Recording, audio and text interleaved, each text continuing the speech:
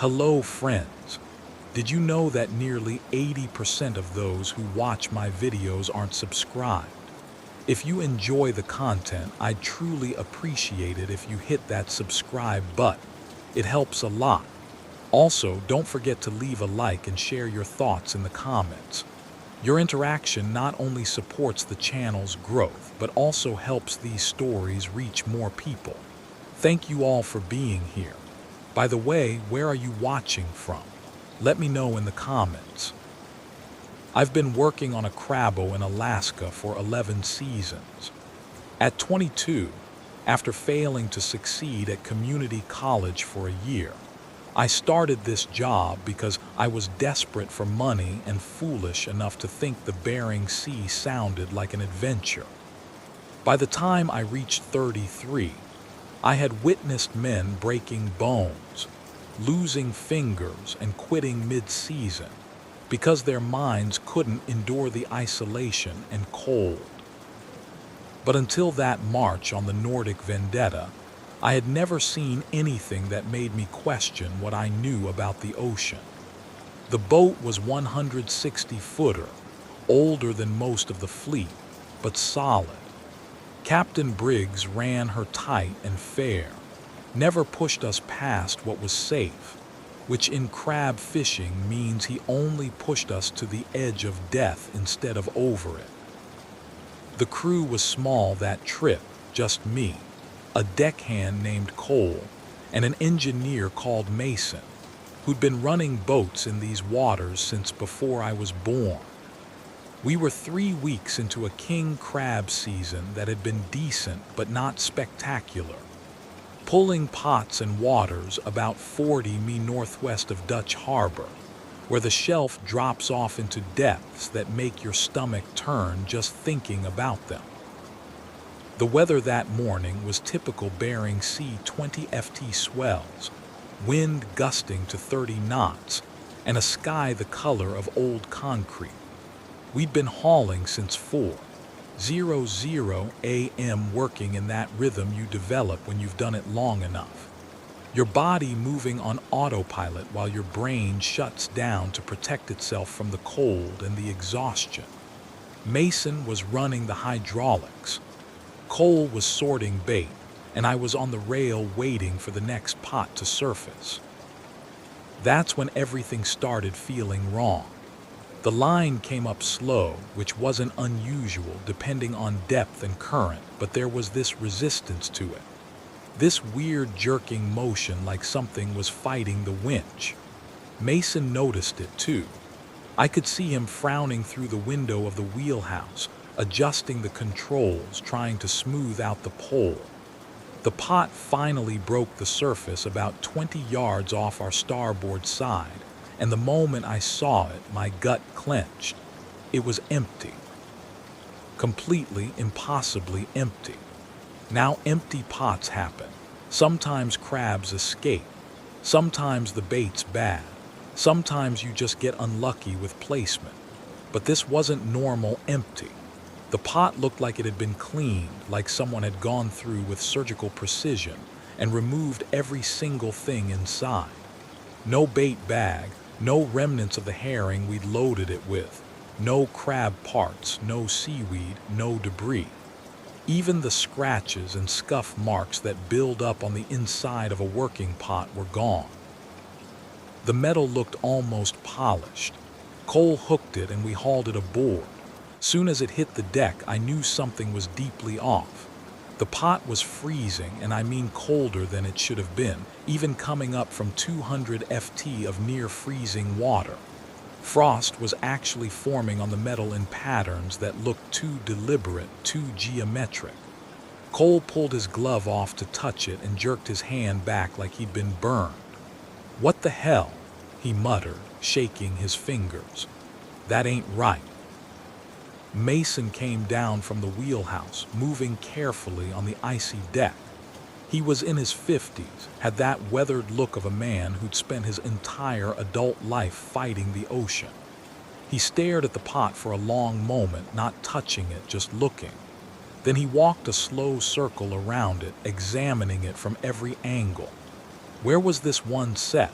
he asked Briggs, who joined us on deck. Briggs checked his GPS unit in his log book. Same grid as the others.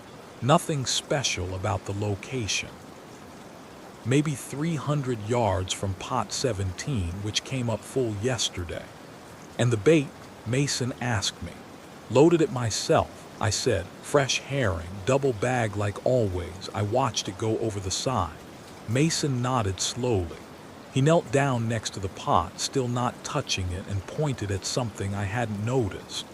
The mesh on one side had these weird indentations, like something had pressed against it from the inside with enormous pressure. But the spacing was wrong. They weren't crab-sized. They were bigger, more spread out, and they went deep into the metal in a way that shouldn't have been possible. How long was this pot down? Mason asked. 36 hours, Briggs said. Dropped it Thursday at 1800. Marked it on the plotter. Mason stood up and looked at Briggs. They had one of those conversations that happened without words. Just two men who'd been doing this long enough to communicate through expressions and slight nods. Whatever passed between them made Briggs's jaw tight. We're moving, Briggs said. Reset the string somewhere else. Captain, we got 18 more pots in this grid, Cole protested. Could be full. We're moving, Briggs repeated, and the tone in his voice killed any further argument. We spent the next 2 hours pulling the rest of our string. Every single pot came up the same way, empty, clean, freezing cold, and marked with those impossible indentations.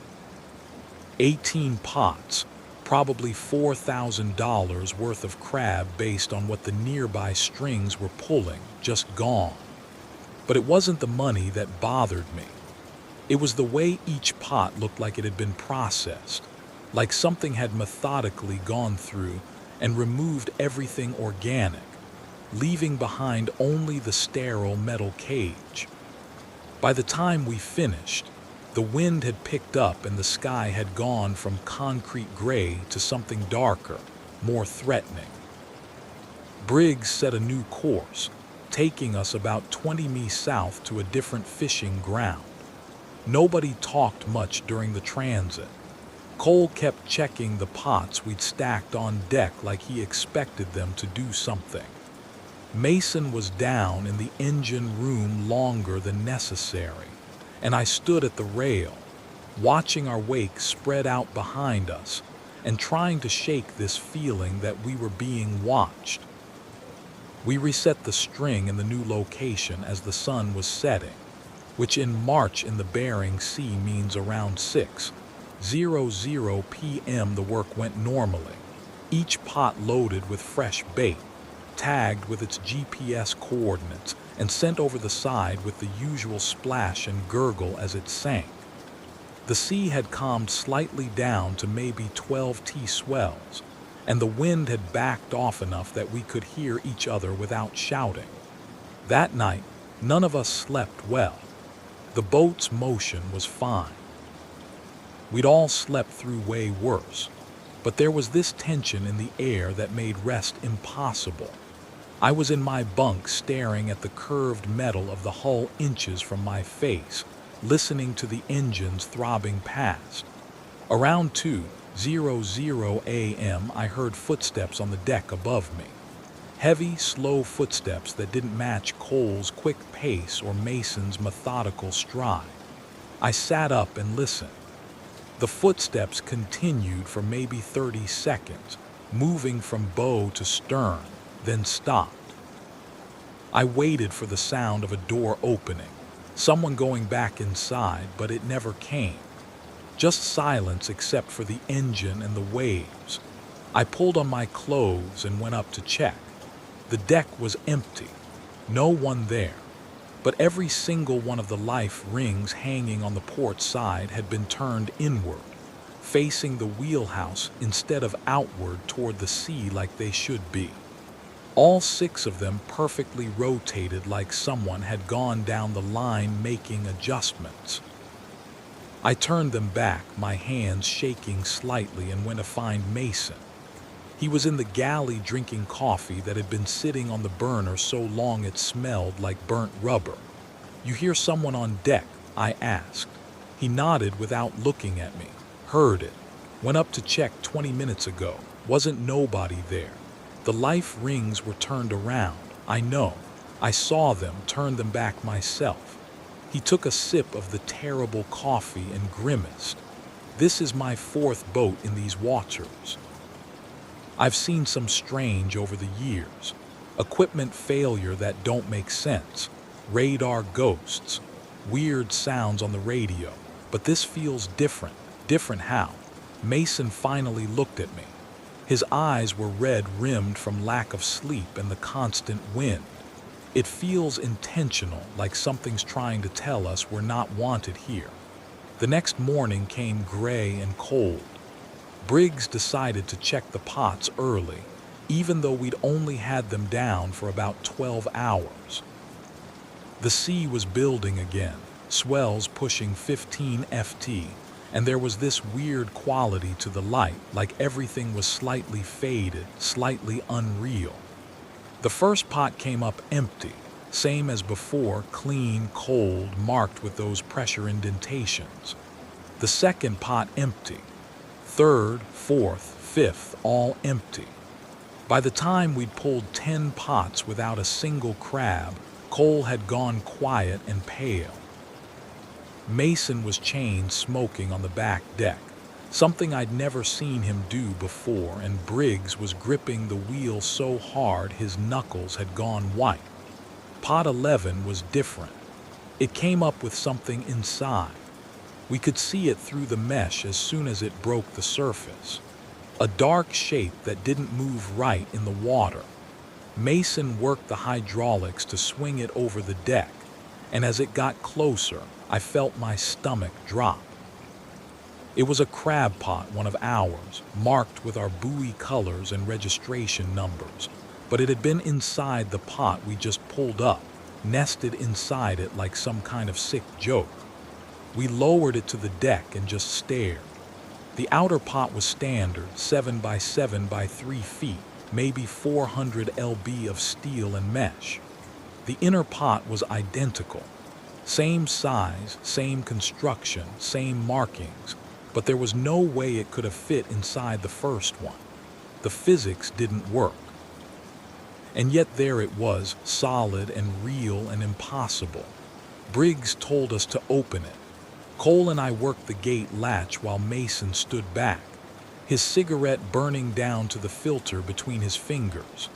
The gate swung open with a metallic screech that sounded too loud, too sharp.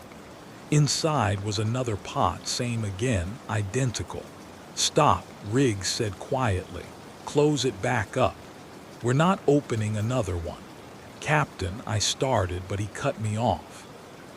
I said, "Close it up, Mason. Cut that pot loose over the side right now." We did as he said. Mason rigged a quick release and we shoved both pots back into the ocean. They sank fast, disappearing into the dark water without even a splash. Briggs immediately called for the rest of the string to be abandoned. We didn't argue. We cut every pot loose, watching thousands of dollars in gear sink into the Bering Sea, and turned the Nordic Vendetta south toward Dutch Harbor.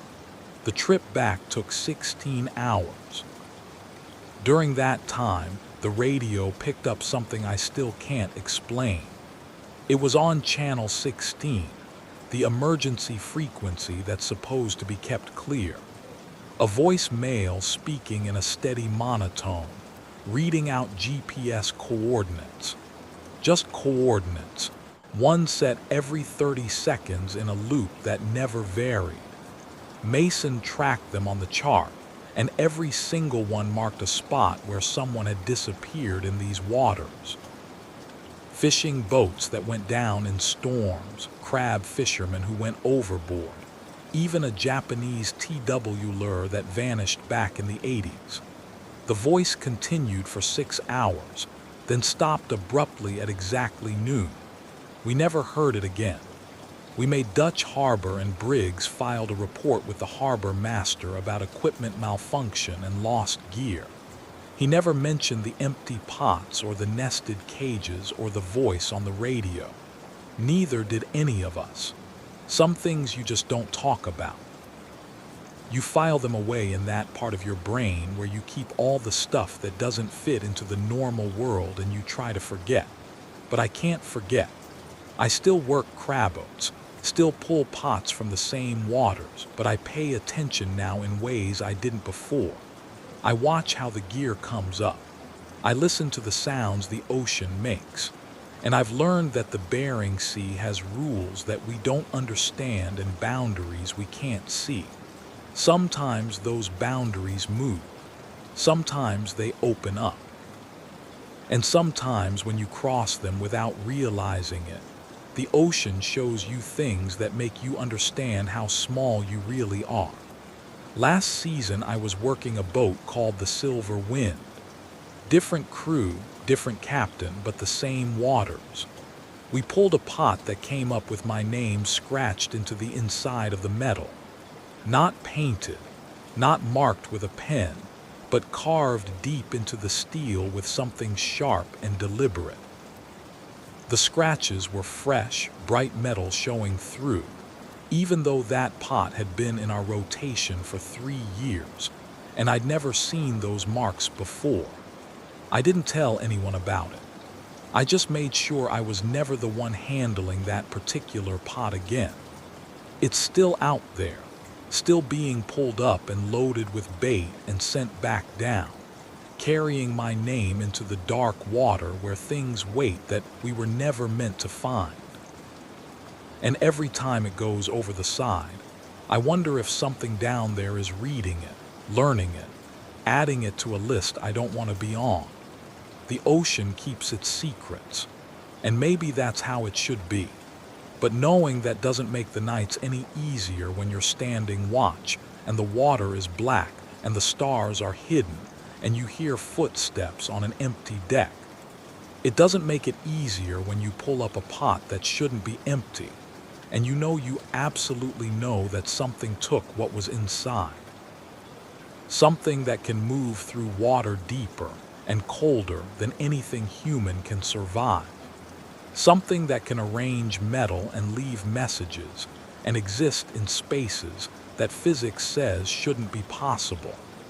I still go out there because it's what I know, and because the money's good, and because maybe I'm hoping to understand, but I'm not sure I want to anymore. Understanding means accepting that we share this ocean with things we can't explain. And acceptance means living with the knowledge that every time we drop a line or set a pot or send a cage into the deep, we're reaching into territory that doesn't belong to us and never will. The Nordic Vendetta was scrapped 8 months after our trip. Briggs sold it to a breaker's yard in Seattle and retired from fishing entirely. Last I heard, he was living in Arizona, about as far from the ocean as you can get in the continental U.S. Cole quit after 2 more seasons and went to work in an oil refinery in Texas. Mason's still out there, still running engines on crab boats, but he won't fish the grounds where we lost those pots. He rots around them, adds hours to the trip just to avoid those coordinates. Me, I keep going back. Maybe it's stubbornness. Maybe it's that I don't know how to do anything else. Or maybe it's because there's a part of me that wants to see those pots come up empty again.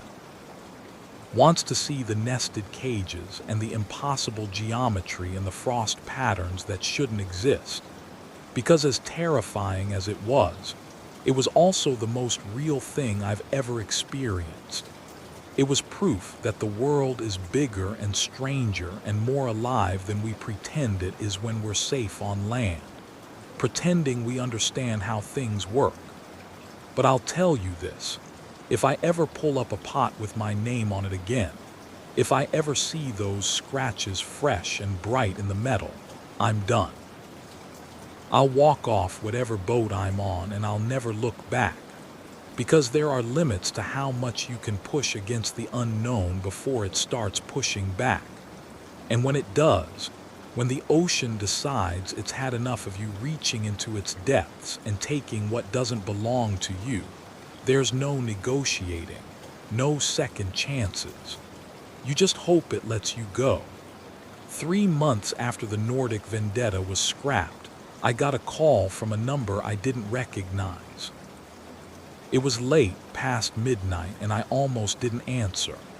The voice on the other end was Cole's, but it took me a moment to place it because he sounded different, strained, like he'd been awake for days. "You still got that picture?" he asked without saying hello. I knew exactly what he meant. On the day we pulled those nested pots before Briggs made us dump them, I'd taken a photo with my phone.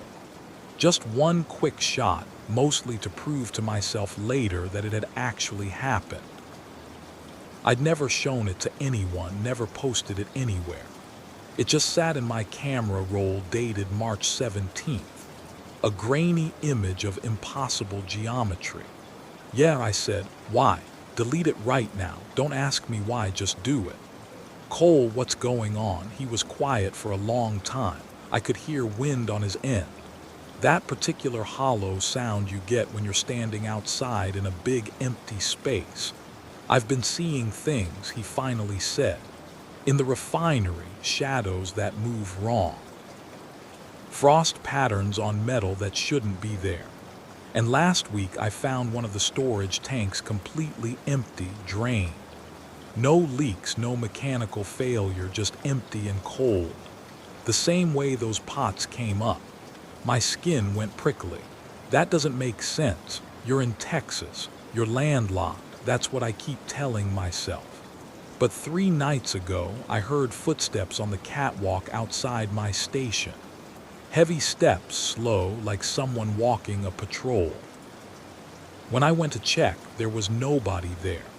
But all the safety railings had been turned inward.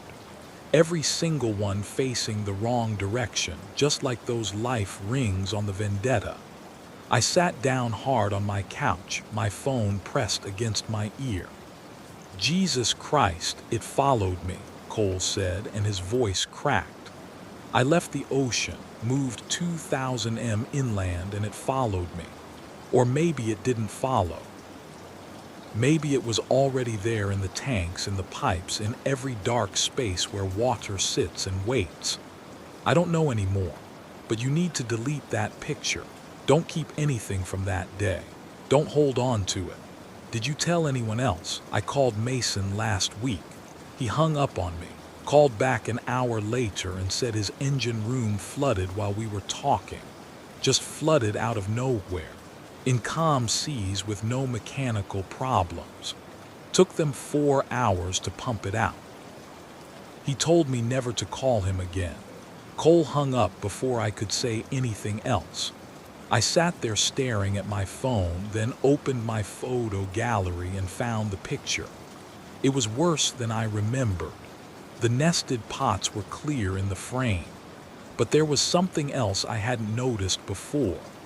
In the dark water visible through the mesh, there was a shape. Not a fish, not a crab, just a pale form that could have been anything or nothing. The longer I looked at it, the more it seemed to shift, like it was moving, even though the image was static. I deleted it, emptied the trash. Then I factory reset my phone just to be sure. That was 4 years ago. I haven't heard from Cole since, and I'm afraid to try calling him. Mason's still fishing, but he won't talk to me beyond basic hellos when we cross paths in Dutch Harbor. Briggs died last year. Heart attack in his sleep in Arizona. And at the funeral, his daughter mentioned that he'd been having nightmares near the end. Always the same dream. Standing on an empty boat pulling up pots that were full of water even though they were still in the water, if that makes any sense. She said he'd wake up gasping, convinced he was drowning. I've tried to move past it, tried to file it away as just another strange experience in a job full of them.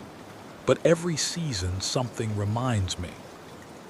Last winter, I was working the Bering Star and we pulled up a pot that had a dead octopus inside. Nothing strange about that by itself. They wander into pots sometimes looking for bait, but this one was arranged. Its arms were spread out in a perfect geometric pattern like a compass rose, and its body was centered exactly in the middle of the pot. When we dumped it, it left the frost marks on the deck in that same pattern. The captain made us scrub the deck with hot water until the marks were gone, and he never logged that pot in the official count, just marked it as lost gear and moved on. But I saw him looking at those coordinates on the plotter, and I know he's avoiding them now. Sometimes I wonder if the ocean is patient, if it can wait years or decades or centuries for the right moment to remind you that you're operating in its territory on its terms. We go out there with our steel boats and our hydraulic winches and our GPS systems, and we think we've mastered it. We think we understand the risks, the weather, the waves, the cold, the equipment failures. But those are just the surface dangers, the ones that make sense within our understanding of how the world works. The real risk is deeper. It's in the empty spaces between the science and the stories, in the things that happen that can't be explained by weather patterns or mechanical failure. It's in the pots that come up wrong and the voices on the radio that shouldn't exist, and the footsteps on an empty deck at 2 in the morning.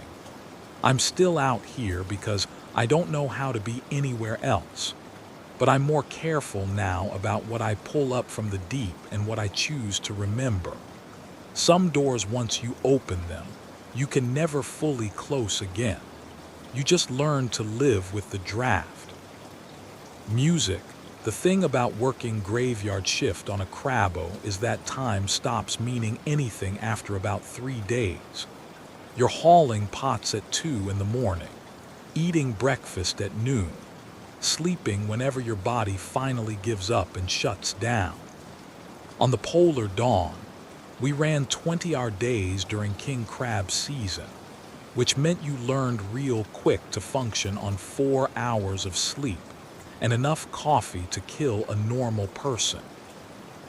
I signed on as a greenhorn that October, 24 years old and fresh off a construction job that went belly up in Anchorage. My cousin Wyatt had been working boats for 6 years and got me the slot when their regular deckhand broke his leg in a bar fight. The money was insane.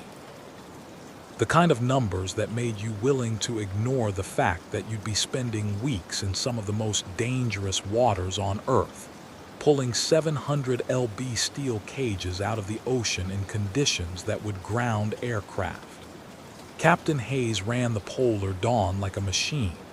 Everything had a schedule, a procedure, a backup plan. He was in his early 50s, lean and hard, with eyes that never stopped scanning the horizon, even when he was talking to you. The crew was tight. Wyatt, a guy named Dalton, who'd been fishing since he was 16, and an engineer called Nolan, who could fix anything with duct tape and profanity. They'd all worked together for 3 seasons, which in crab fishing might as well be a lifetime. The first 2 weeks went smooth. We were working grounds about 60 mi north of St. Paul Island, pulling a pileo crab in numbers that had Hayes smiling for the first time anyone could remember. The weather held decent, the gear worked, and we settled into that grinding rhythm where your body just moves and your brain shuts off. I learned how to sort crab, stack pots, work the launcher, all while the deck pitched and rolled under my feet and ice built up on every surface. Then we hit the fog bank. It rolled in on our 15th day out, a wall of gray that appeared on the horizon around 4 in the afternoon. At first, it looked like a storm system, but there was something off about it. The edge was too defined, too sharp, like someone had drawn a line across the ocean with a ruler. Hayes saw it through the wheelhouse window, and I watched his expression change from concentration to something else. Concern maybe, or recognition. "Pull the string," he said into the radio. "All of it right now." We had 12 pots still in the water. Good producing pots in an area that had been giving us solid numbers all week. Dalton questioned it, said we should at least wait to see if the fog was moving our direction. Hayes just repeated the order, louder this time, and we got to work. We pulled those 12 pots in under 2 hours, working faster than we had all season. The fog didn't move. It just sat there on the horizon, maybe 3 me out, waiting. By the time we had the last pot stacked and secured, the sun was setting and the temperature had dropped 10 degrees. Hayes turned us south away from the fog, pushing the engines harder than normal. That fog always been there. I asked Wyatt while we were hosing down the deck. He didn't answer right away, just kept spraying, washing blood and bait and ice into the scuppers. Finally, he said, "Captain knows these waters better than anyone. If he says move, we move." We ran south for 6 hours, putting distance between us and that gray wall. Around midnight, Hayes cut the engines back to cruising speed and came down from the wheelhouse. He looked tired in a way that had nothing to do with the work. "We're resetting in the morning," he said. "New ground's about 40 mi east of our last position. Nolan, I want a full engine check. Wyatt, Dalton, inventory the pots and make sure we didn't lose any gear in the rush. Kid," he looked at me, "get some sleep. You look like hell." I tried. Went to my bunk, closed my eyes, but sleep wouldn't come. The boat's motion was different this far south. A longer roll that made the hull creak in unfamiliar ways. Around 2:00 a.m., I gave up and went to the galley for coffee. Nolan was there smoking even though it was technically not allowed inside, staring at nothing. "Can't sleep either?" I asked. He took a drag and exhaled slowly. "Happened before about 4 years back. Different boat, different crew. Captain saw that fog and turned us around so fast we left pots in the water. Thousands of dollars in gear, just abandoned it. 3 days later, another boat working those same grounds put out a distress call. Coast Guard found the vessel drifting, engines running, nobody aboard. All 4 crew just gone. My coffee suddenly tasted like metal. "What do you mean gone?" "I mean the boat was fine. The gear was fine. There was food still warm in the galley, but the crew had vanished. They found one life raft deployed, empty, floating about a half-mile from the boat. The investigation said they must have panicked and abandoned ship for some reason. But there was no reason. No fire, no flooding, no mechanical failure.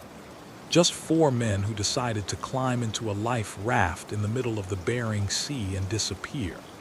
And the fog was sitting right on top of those coordinates when the Coast Guard arrived. Didn't lift for 2 weeks.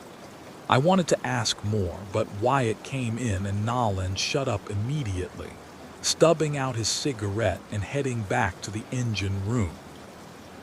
Wyatt poured himself coffee and sat down across from me, his face gray with exhaustion. "Don't listen to Nolan's stories," he said quietly. "He's been out here too long, sees things that aren't there." But I could tell from his voice that he didn't believe it either. We reset the string at dawn in waters that looked identical to everywhere else we'd been. Gray ocean, gray sky, temperature just above freezing. The work went normally, each pot loaded and launched. The buoys marking our positions in a neat line stretching northeast. Hayes seemed more relaxed once we had gear in the water, like we'd accomplished something important just by being somewhere else. That night, I took the first watch. On a crab boat, someone's always got to be awake, monitoring the radio, checking the radar, making sure we don't drift into our own gear or another boat's territory. It's usually quiet work, just you and the instruments and the endless dark outside the windows. The radar was clear except for one contact about 8 mi northwest. It showed up as a solid return boat-sized stationary. I marked it in the log and figured it was another fishing vessel anchored for the night. Maybe pulling pots at first light like we planned to. But over the next hour that contact moved. Not fast, maybe 2 or 3 knots, but it was definitely under power and it was moving toward us. I watched it close the distance. 7 miles 6.5. By the time it was 4 m out, I went awake Hayes. He came up to the wheelhouse in his thermal underwear, took one look at the radar, and his jaw tightened. "That's not a boat," he said. "What do you mean?" "It's showing solid on radar." He adjusted the gain, trying to get a clearer picture, but the return stayed the same. Just a contact, moving steadily in our direction at a speed that didn't match any fishing vessel I knew. Too slow for a boat under power. Too fast for something drifting. Hayes grabbed the radio mic and called out on channel 16. "Vessel approaching position 56 degrees 42 minutes north, 167 degrees 18 minutes west. This is the fishing vessel Polar Dawn. Please identify yourself." "Over, static." He tried again. Same result. The contact kept coming. 3M2 and 1-2. "Wake the crew." Hayes said, "Do it quietly. Don't make a big deal, just get them up here." By the time everyone was assembled in the wheelhouse, the contact was less than 2 mi out and we still couldn't see anything. The night was clear enough. Stars visible, no fog, but there was nothing on the horizon where the radar said something should be. Could be a ghost return, Dalton offered. Atmospheric conditions. Radar bounce happens sometimes. For an hour straight, moving in a straight line. Hayes shook his head. No. At 1 mile, we could finally see it. Not a boat, not a ship, just fog.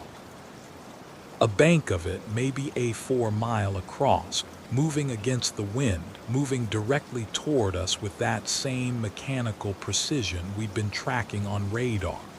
The same fog we'd run from the day before, except now it had found us. "Start the engines," Hayes said. His voice was level, controlled, but I could hear the fear underneath. "Full power south, southwest now." Nolan was already moving, disappearing down to the engine room. The Polar Dawn shuddered as the engines came online, building from idle to full throttle in less than a minute. We started moving, pushing through the swells, putting distance between us and that approaching wall of gray, but the fog matched our speed. We were doing 12 knots near the boat's maximum in these conditions, and the fog stayed exactly 1 mile behind us, never closing, never falling back. It followed us for 3 hours like that, a patient predator, while we burned fuel we couldn't afford to waste. And Hayes stood at the wheel with white knuckles. Around 500 a.m., Wyatt noticed something on the depth finder. We were in deep water over 1,000 ft, but the sonar was showing a return at 200 ft. Not the bottom, something between us and the bottom, something massive, keeping pace directly beneath the boat. "Whale," I suggested, knowing it wasn't. "Wrong shape," Wyatt said, staring at the display. "Wrong movement pattern. Whale surface to breathe." "This thing hasn't changed depth in 20 minutes. We watched it on the sonar. A dark mass directly below us following our course changes, matching our speed. And behind us, that fog kept its distance, never gaining, never losing ground, just maintaining that exact 1 separation. Hayes made a decision. He cut the engines. "Captain, what are you doing?" Dalton's voice went high with panic. "We can't outrun it," Hayes said quietly. "We've been trying for 3 hours and it's not working. We're burning fuel, wearing out the engines, and we're no safer than when we started. So we stop. We see what it wants." The boat slowed, momentum carrying us forward for another few hundred yards before we settled into a drift. The fog kept coming. It closed that final mile in about 10 minutes, and then it was on us, wrapping the polar dawn in gray so thick I couldn't see the bow from the wheelhouse. The temperature dropped, not gradually, but all at once, like someone had opened a freezer door. My breath came out in clouds so dense they looked solid. Frost started forming on the windows, spreading in patterns that looked almost like writing, almost like something was trying to communicate but didn't quite know how. The radar went dead. Not offline, not malfunctioning, just dead. The screen showed nothing, not even our own boat, just a blank display like we'd ceased to exist. The radio was the same. Every channel just empty static. The depth finder showed that mass still below us, but now it was rising, coming up from 200 FT to 150 to 100.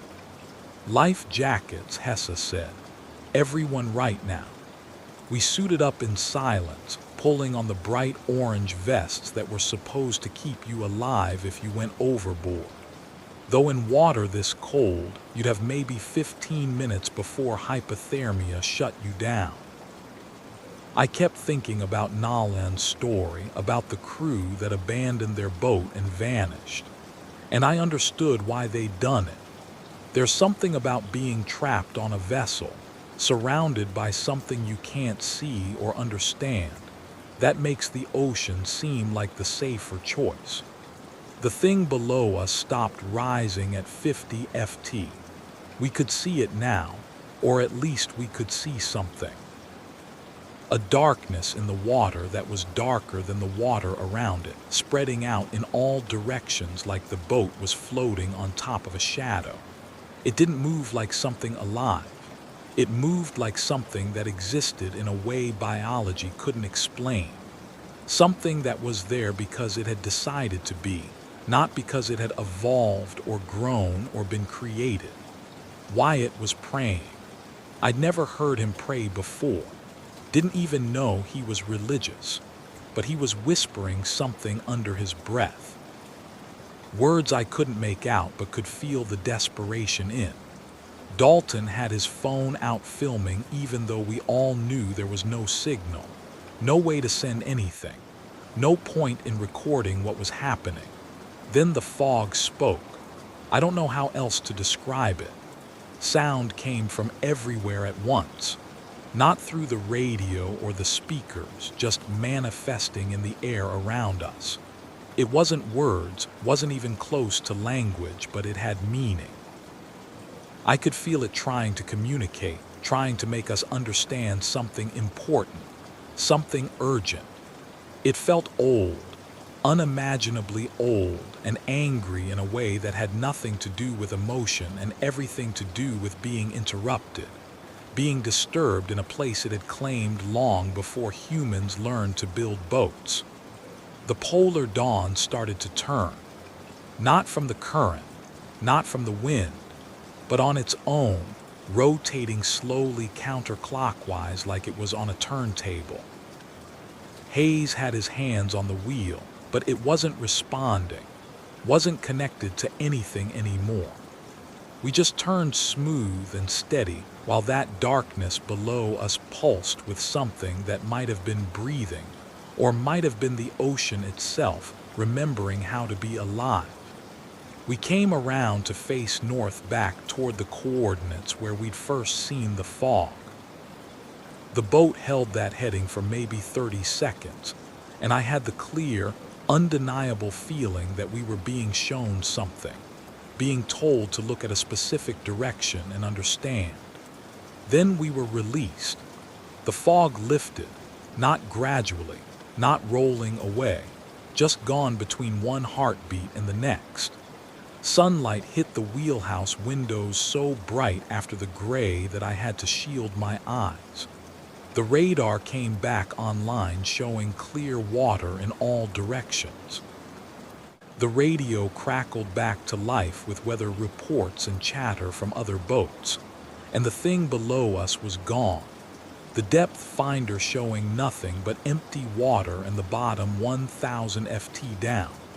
We sat there in silence, drifting while the boat settled back into its normal sounds and movements.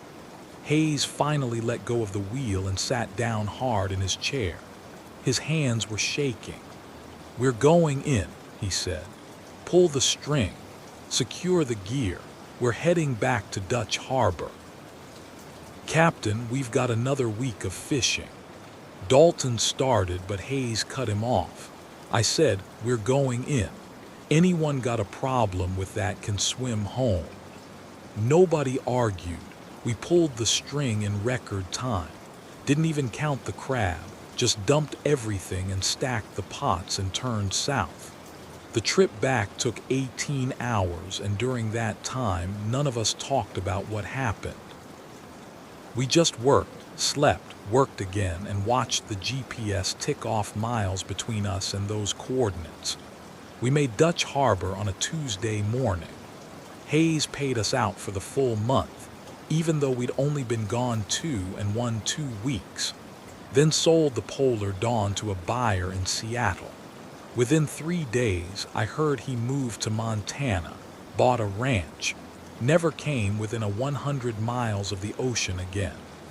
Wyatt quit fishing entirely, went back to school. Last I heard, he was teaching high school math in Fairbanks.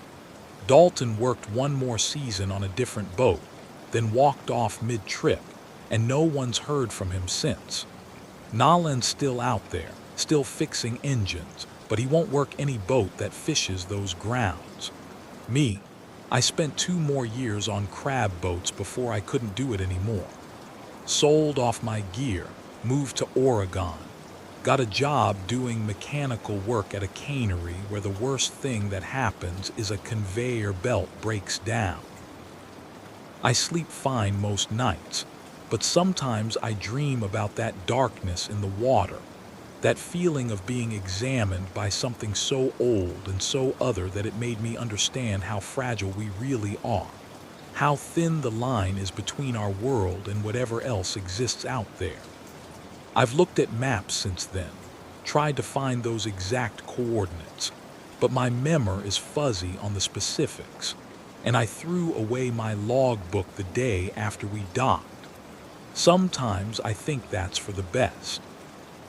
Some places aren't meant to be found twice, and some things, once they've made it clear you're not welcome, you should have the sense to stay away.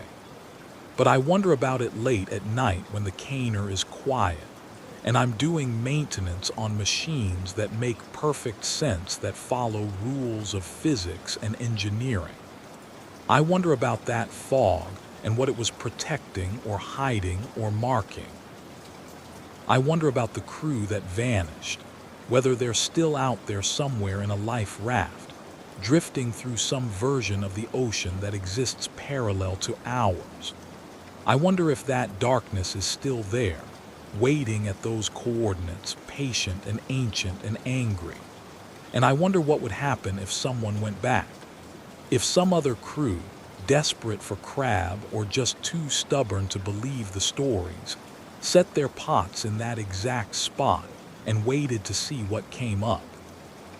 Part of me hopes they'd have the sense to run like we did, but part of me knows that someone eventually won't run. Someone will stay and see what happens when you refuse to leave. I don't want to know what they'll find, but I think about it anyway every single day and probably will until I die. Music. My brother Carter got me the job on the Iron Tide the same week I turned 30. I'd been working construction in Juneau for 8 years, watching my body break down one vertebrae at a time. And when he called saying they needed a sorter for Apilio season, I jumped at it. The money was triple what I was making, and Carter swore he'd teach me everything I needed to know. We'd been close as kids, drifted apart in our 20s, and this felt like a chance to fix that while making enough to finally pay off the medical bills from my ex-wife's cancer treatments. The Iron Tide was a 140 FT Marco boat, older than most, but well-maintained. Captain's name was Nalan, no-nonsense type who'd been fishing Bering Sea crab for 23 years. Besides Carter and me, there was an engineer named Jack and 2 deck hands. Riley and someone we just called Dutch because his real name was unpronounceable. 5 men total, which was lean for a boat that size, but Nolan said he preferred small crews who worked hard over large crews where someone was always slacking. Carter showed me the sorting table my second day aboard. It was a stainless steel table about 8 FT long positioned on the starboard side of the deck with good lighting and access to the live tank. Sorting simple in theory. The pots come up full of crab. You dump them on the deck, then you go through them one by one. Males over a certain size go in the tank to stay alive until we get back to port. Females go back over the side. Undersized males go back. Anything dead or damaged goes in the discard bin. You do this for 18-20 hours a day until either the season ends or your hands stop working. The first week went smooth. We were fishing grounds about 70 mi west of St. Matthew Island, pulling good numbers, mostly males in the legal range. Carter worked beside me at the table, teaching me how to measure quickly, how to handle the crab without getting pinched, how to spot the ones that were molting or sick. The work was brutal, freezing cold, repetitive. But there was a rhythm to it that I found almost meditative.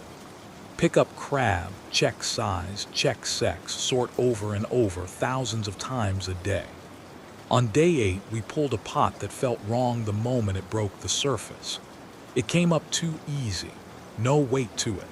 And when Riley swung it over the deck and we opened it, there was only one crab inside.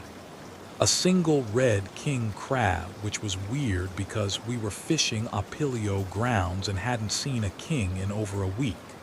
This one was massive. Had to be pushing 20 lb. Its shell so dark it was almost black. What the hell is this doing here? Riley said, poking it with the boat hook. The crab didn't move. Most crab, when you dump them on deck, they scramble around trying to find their way back to the water. This one just sat there, legs tucked under its body, completely still. I picked it up to measure it, and the moment I touched it, I felt this weird coldness run through my gloves, up my arms, settling somewhere in my chest. The crab's shell was ice cold, way colder than it should have been, even coming up from deep water. "You okay?" Carter asked. He'd noticed me freeze up. "Yeah, just this thing's freezing. Everything's freezing out here." He took the crab from me, measured it, frowned. Legal size goes in the tank. But when he tried to put it in, the crab wouldn't go. It gripped the edge of the tank with its legs, holding on with strength that didn't seem possible for something that had been sitting dormant on the deck. Carter had to pry each leg loose, and even then it fought, making this clicking sound that wasn't like any noise I'd heard a crab make before. Once it was finally in the water, it sank to the bottom of the tank and didn't move. We pulled 6 more pots that day, all normal, full of Apilio like they should be. I kept glancing at the live tank, watching that king crab. It never moved from its spot on the bottom, but somehow I could feel it watching us, which was insane because crabs don't watch anything. They don't have that kind of awareness, but I couldn't shake the feeling. That night I asked Carter about it while we were in the galley eating dinner. The boat was pitching pretty good, the weather building, and we were the only ones still awake. "That king crab we pulled," I said. "You ever seen one act like that? Carter paused mid-bite and then shrugged. They get weird sometimes, stressed from the pot from being handled. It'll be fine by the time we hit port. It's still not moving. Been in the tank for 8 hours, so it's resting. Don't overthink it. But his voice had that tone he used when we were kids, and he was lying to me about something, trying to protect me from something he thought I couldn't handle. I went back on deck to check the tank. In the work lights, I could see the king crab exactly where we'd left it, motionless among the alio that were constantly crawling over each other. But now there were 2 more king crabs in there. Both the same massive size, both that same almost black color, and we hadn't pulled any pots since the first one came up. I found Carter and dragged him to the tank, explained this. He stared at the 3 king crabs, his face going pale. Must have missed them in the sorting. Happens when you're tired. Carter, I sorted every single crab today. There was 1 king. Now there's 3. You missed them. He said it firmly, like saying it with conviction would make it true. Get some sleep. We're pulling pots at 4:00 a.m., but I couldn't sleep. I lay in my bunk listening to the engine throb and the hull creak, and I kept seeing those 3 crabs in my mind, sitting at the bottom of the tank, perfectly still, arranged in a triangle formation that looked too deliberate to be random. At 2:00 a.m., I gave up and went back to the deck. The tank now had 5 king crabs, same size, same color, same unnatural stillness. The oplio were clustered at the far end of the tank, as far from the kings as they could get, piled on top of each other in what looked like panic. I woke everyone up. Nalen came out in his thermals, pissed at being disturbed, but his anger died when he saw the tank. We stood there in a circle, 5 men staring at 5 crabs that couldn't possibly be there, while the iron tide rolled in building seas and the temperature dropped towards 0. Riley, Nalen said quietly. How many king crab did we log today? 1, Captain, just the one from pot 14, and we've pulled no pot since. No, sir. Tied off at 1,800 due to weather. Nalen nodded slowly. He walked around the tank, examining it from every angle, then checked the deck to see if any crabs could have crawled aboard from somewhere. Nothing. No explanation, just 5 crabs that shouldn't exist. Pull them out, Nalen said. Over the side right now. Dutch grabbed the long-handled net we used for moving crab, but when he tried to scoop the first king, it scuttled away with a speed that made us all step back. In seconds, all 5 crabs were moving, not randomly, but in formation, maintaining that perfect triangle shape, even as they dodged the net. Dutch tried for 10 minutes before giving up, breathing hard. His face sheened with sweat despite the cold. Fine, Nalen said. Drain the tank. We'll sort them when they're on the deck. Jack opened the valve and the water started flowing out. The alio immediately panicked, trying to climb the walls, making that distressed clicking that a whole mass of crab makes when they're dying. But the king crab stayed calm, staying in their formation, sinking lower as the water level dropped until they were sitting on the bare metal bottom, surrounded by dying oplio. We netted out the oplio, worked fast because they needed to get back in water soon or they'd die. Once the tank was empty, except for the 5 kings, Nalen told us to grab them by hand, just pick them up and throw them overboard. Carter volunteered to go first. He reached in, grabbed the nearest crab by its shell and screamed. His hand locked around the crab like it had been frozen there. He pulled back, trying to let go, but his fingers wouldn't open. The crab's legs started moving, slow and deliberate, wrapping around Carter's forearm. I grabbed his shoulders and pulled, trying to help him get free, and the cold hit me like I'd stuck my hands in dry ice. It burned through my gloves, through my skin, into the bone. Riley and Dutch helped pull, and finally Carter came free, stumbling back. His glove was frozen solid, ice crystals spreading up his sleeve. We had to cut the glove off with a knife, and when we did, his hand was blue. The skin covered in what looked like frostbite, but in a pattern. Geometric shapes spreading from where he touched the crab. "Guy," Nalan ordered. "Get him warmed up. Nobody else touches those things."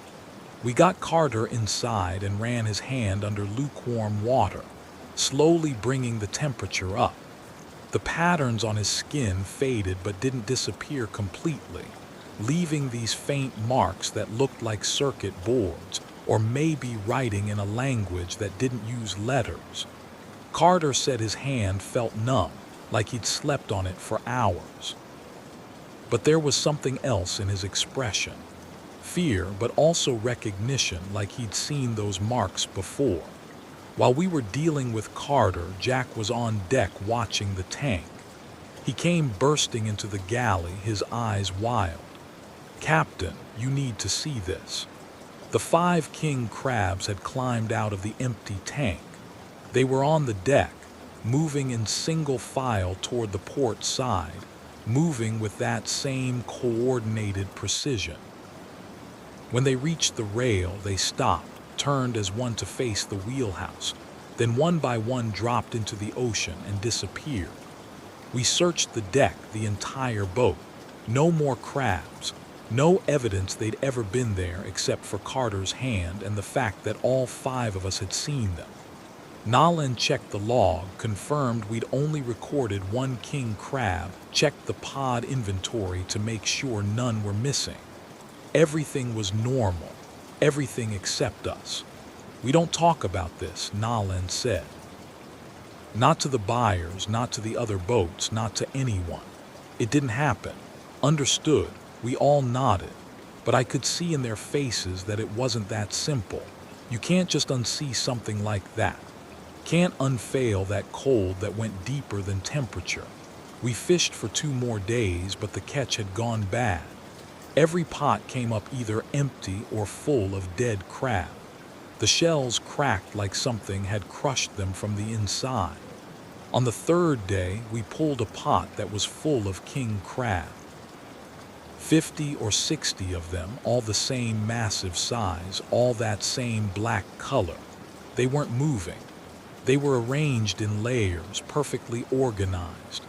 Their bodies forming a pattern that made my head hurt to look at directly. Nalan cut the pot loose without even opening it, watched it sink back into the dark water. Then he pointed us toward Dutch Harbor, and we didn't stop until we hit port 48 hours later. Carter's hand never fully recovered. The numbness spread up to his elbow over the next few weeks, and with it came dreams. He'd wake up screaming, saying he could hear clicking sounds, hundreds of crabs moving in coordination, calling to him in a language made of shells scraping on metal. 6 months after the trip, he checked himself into a hospital in Anchorage, told the doctors he was having delusions, that he needed help. They kept him for 3 weeks, ran every test they could think of, found nothing wrong. The marks on his hand had faded to almost invisible by then, but Carter said he could still feel them, still feel the cold spreading through his veins. He lives in a supervised facility now. Says it's better there, quieter, fewer things that remind him of the ocean. I quit fishing after that season. Told myself it was because of what happened to Carter, because I needed to be there for him. But that was only part of it. The truth was I couldn't stand being on deck anymore. Couldn't go near the sorting table without remembering those crabs, their impossible coordination. That cold that went so deep it felt like it was trying to tell me something. trying to rewrite something fundamental about how I understood the world.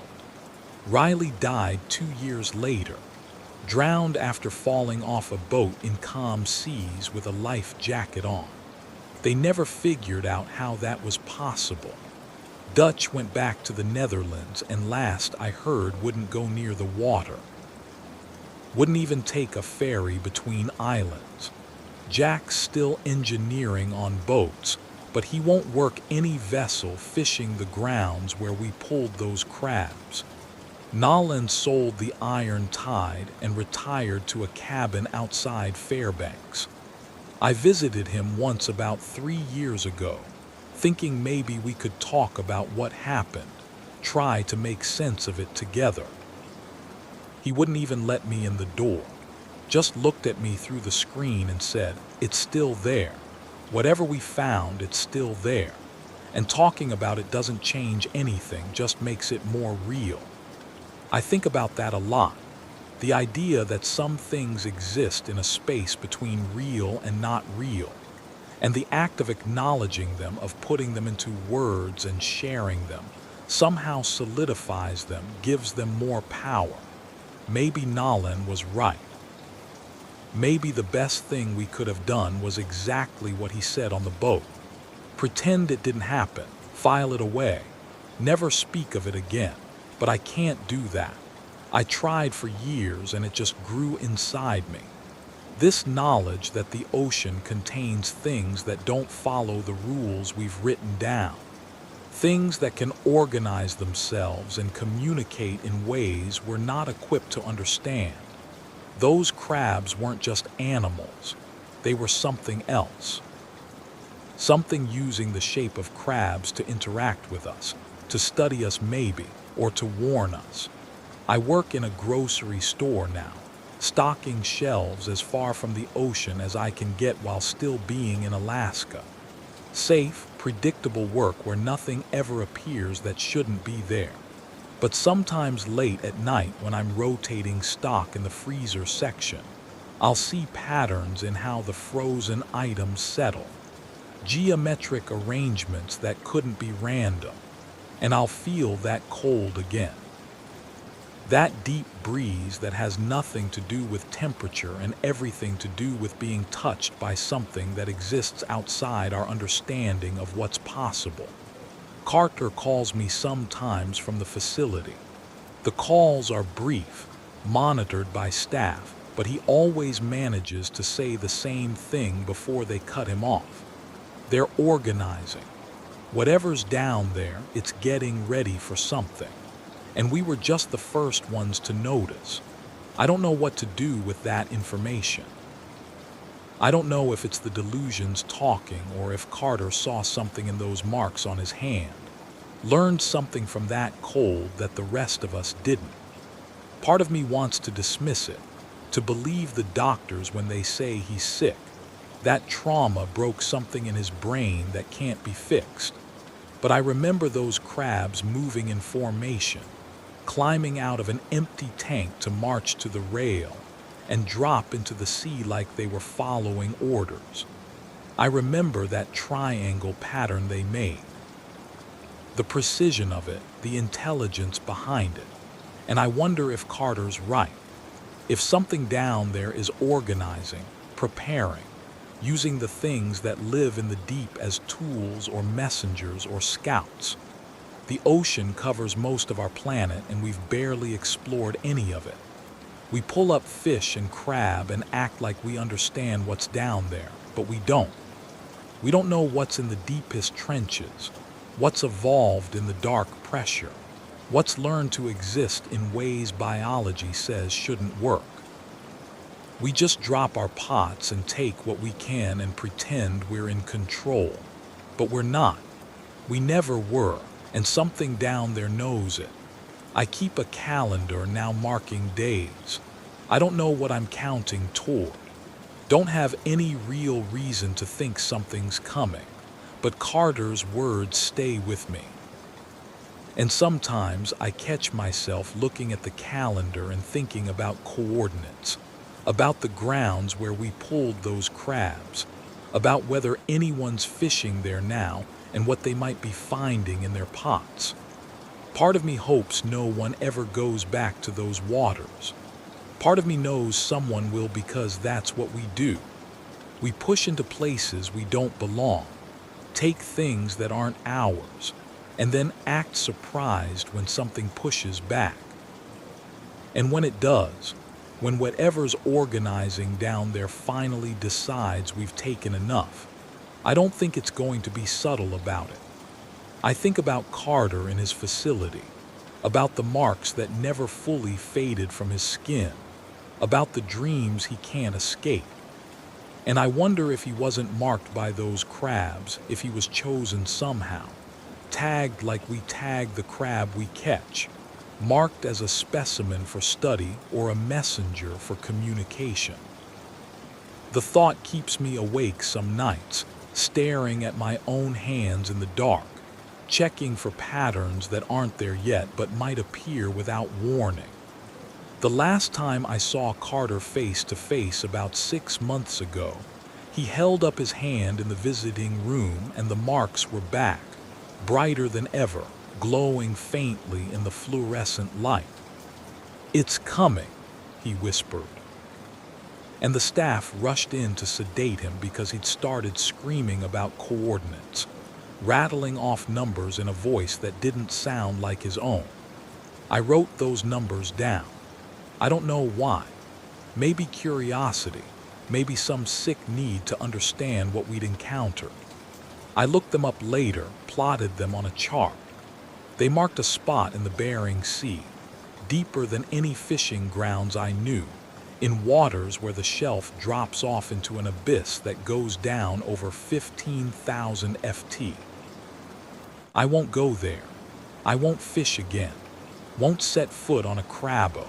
Won't go anywhere near those coordinates. But I know someone will.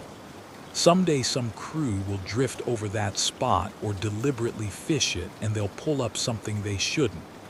And whatever's down there, whatever's been organizing and preparing will have another chance to send a message. I just hope whoever finds it is smart enough to throw it back.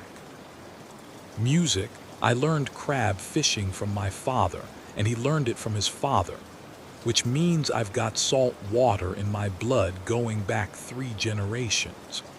By the time I was captain of my own boat at 37, I'd spent more of my life on the Bering Sea than on land.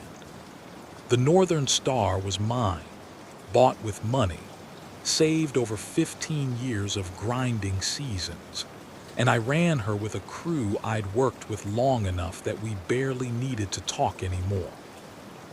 Just looks and nods and that rhythm you develop when you've hauled 1,000 pots together.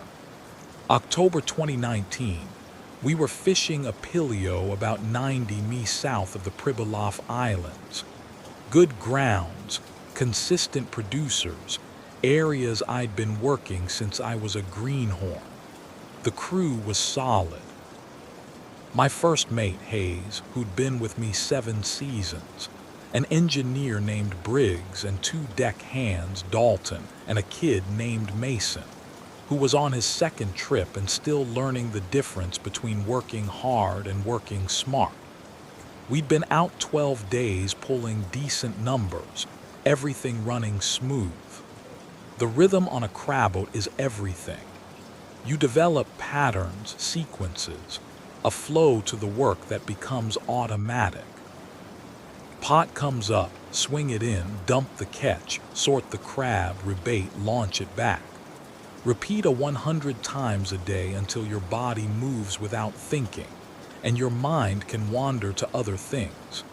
It's dangerous when you're too aware, when you start thinking about each step, because that's when you get slow and sloppy, and that's when people get hurt. We had that rhythm down perfect. 14 pots pulled that morning without a single hitch.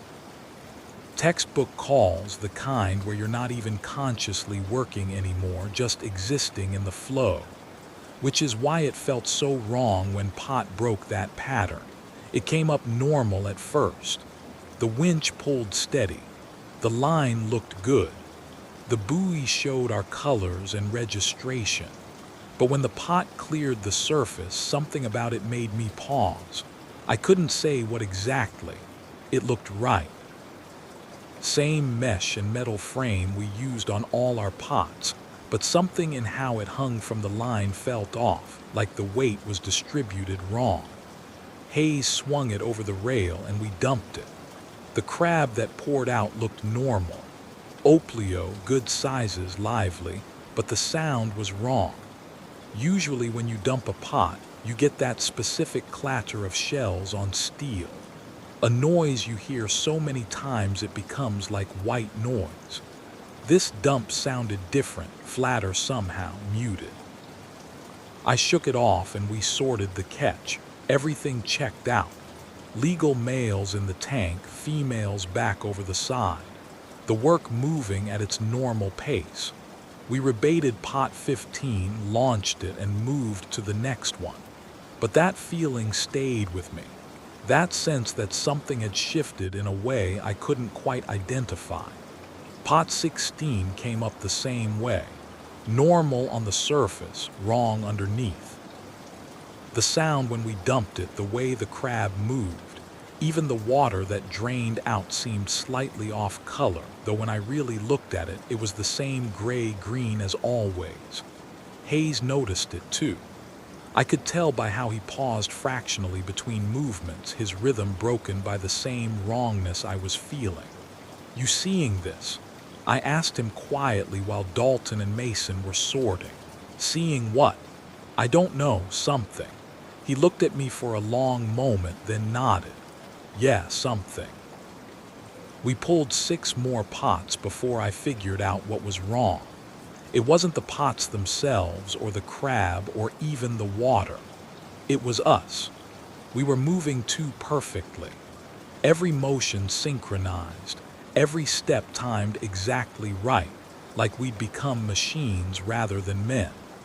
The rhythm we'd developed over years had shifted into something mechanical, something that didn't leave room for human variation or error.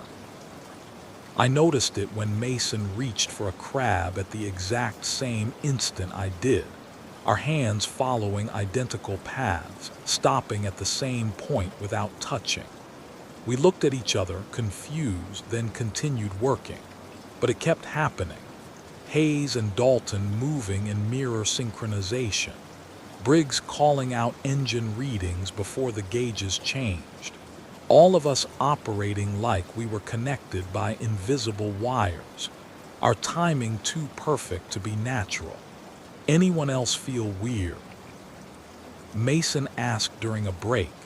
His voice sounded strange, like it was coming from farther away than it should. Nobody answered at first. Then Hay said, "How do you mean weird?" "I don't know, like I'm watching myself work instead of doing it. Like I know what I'm going to do before I decide to do it." Dalton laughed, but it sounded forced. "That's just the rhythm, kid. You get good enough, your body takes over." But I knew what Mason meant. I'd been feeling it too. That disconnection between intention and action, like the work was happening around me rather than because of me. I tried to break the pattern deliberately, reaching for a crab with my left hand instead of my right, but my right hand moved anyway, following the established sequence despite my conscious choice to change it. That's when I got scared. We pulled 8 more pots, and the synchronization got stronger. We were moving in perfect formation now. Our steps aligned, our breathing coordinated, even our heartbeats syncing up so I could feel the pulse of the entire crew like it was my own.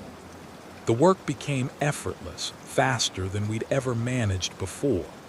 Each pot hauled and sorted and relaunched in record time because there was no wasted motion, no hesitation, no individual decision-making slowing things down. And it felt good. That was the terrifying part. The synchronization felt natural, felt right.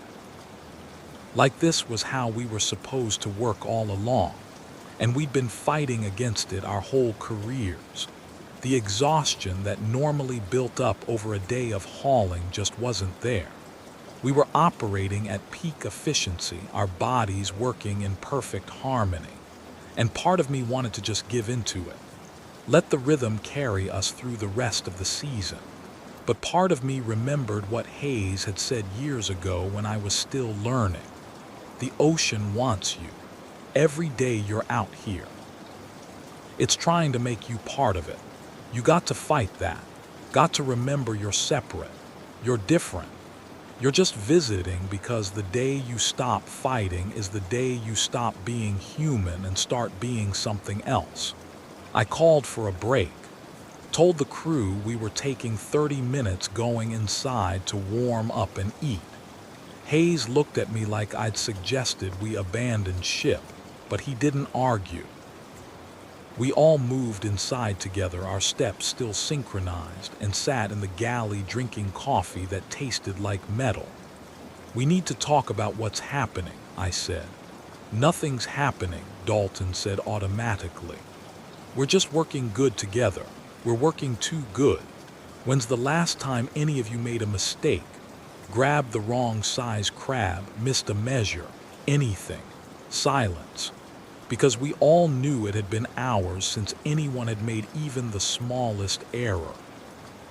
We were operating at a level of precision that human crews don't reach, that human bodies aren't capable of sustaining. Mason's hands were shaking as he held his coffee. I can feel you all, he said quietly. Like I can feel where you are on the boat even when I can't see you. And I know what you're going to do before you do it. That's not normal. It's the pots, Briggs said suddenly. He'd been quiet up until then, just sitting and staring at his hands. Something about the pots we've been pulling. They're changing us. That's insane. Dalton started, but Briggs cut him off. Is it? Think about it. When did this start? Right after we pulled pot 15. And it's gotten stronger with every pot since. Something in them, something we're touching or breathing or just being near. It's syncing us up, making us work together like we're parts of a single organism. I wanted to dismiss it, wanted to find a rational explanation, but I couldn't because he was right. Whatever was happening to us had started the moment we'd hauled that first wrong pot, and it was getting worse with every subsequent pull. So we stop, I said. We stop pulling pots. We head back to Dutch Harbor. We get checked out by a doctor. But even as I said it, I could feel the resistance. Not from the crew, from myself. The idea of stopping felt wrong. Felt like going against some fundamental imperative that had been written into my nervous system. We had pots in the water. We had work to do.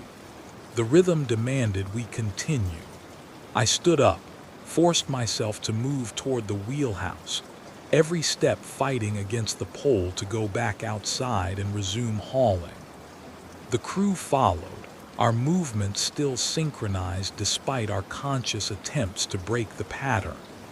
I grabbed the radio mic to call in our position, to tell Dutch Harbor we were coming in early, and my hand stopped halfway to the controls because I could hear them.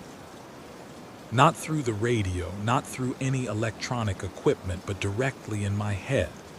The pots, all 43 pots we had in the water, calling to us with a frequency that wasn't sound but felt like sound.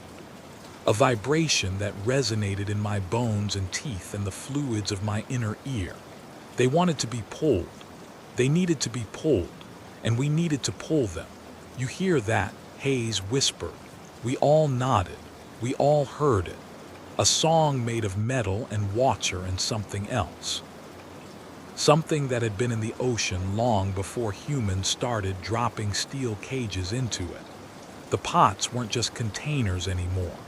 They'd become something else, or they'd been something else all along, and we were just now tuned to the right frequency to perceive it.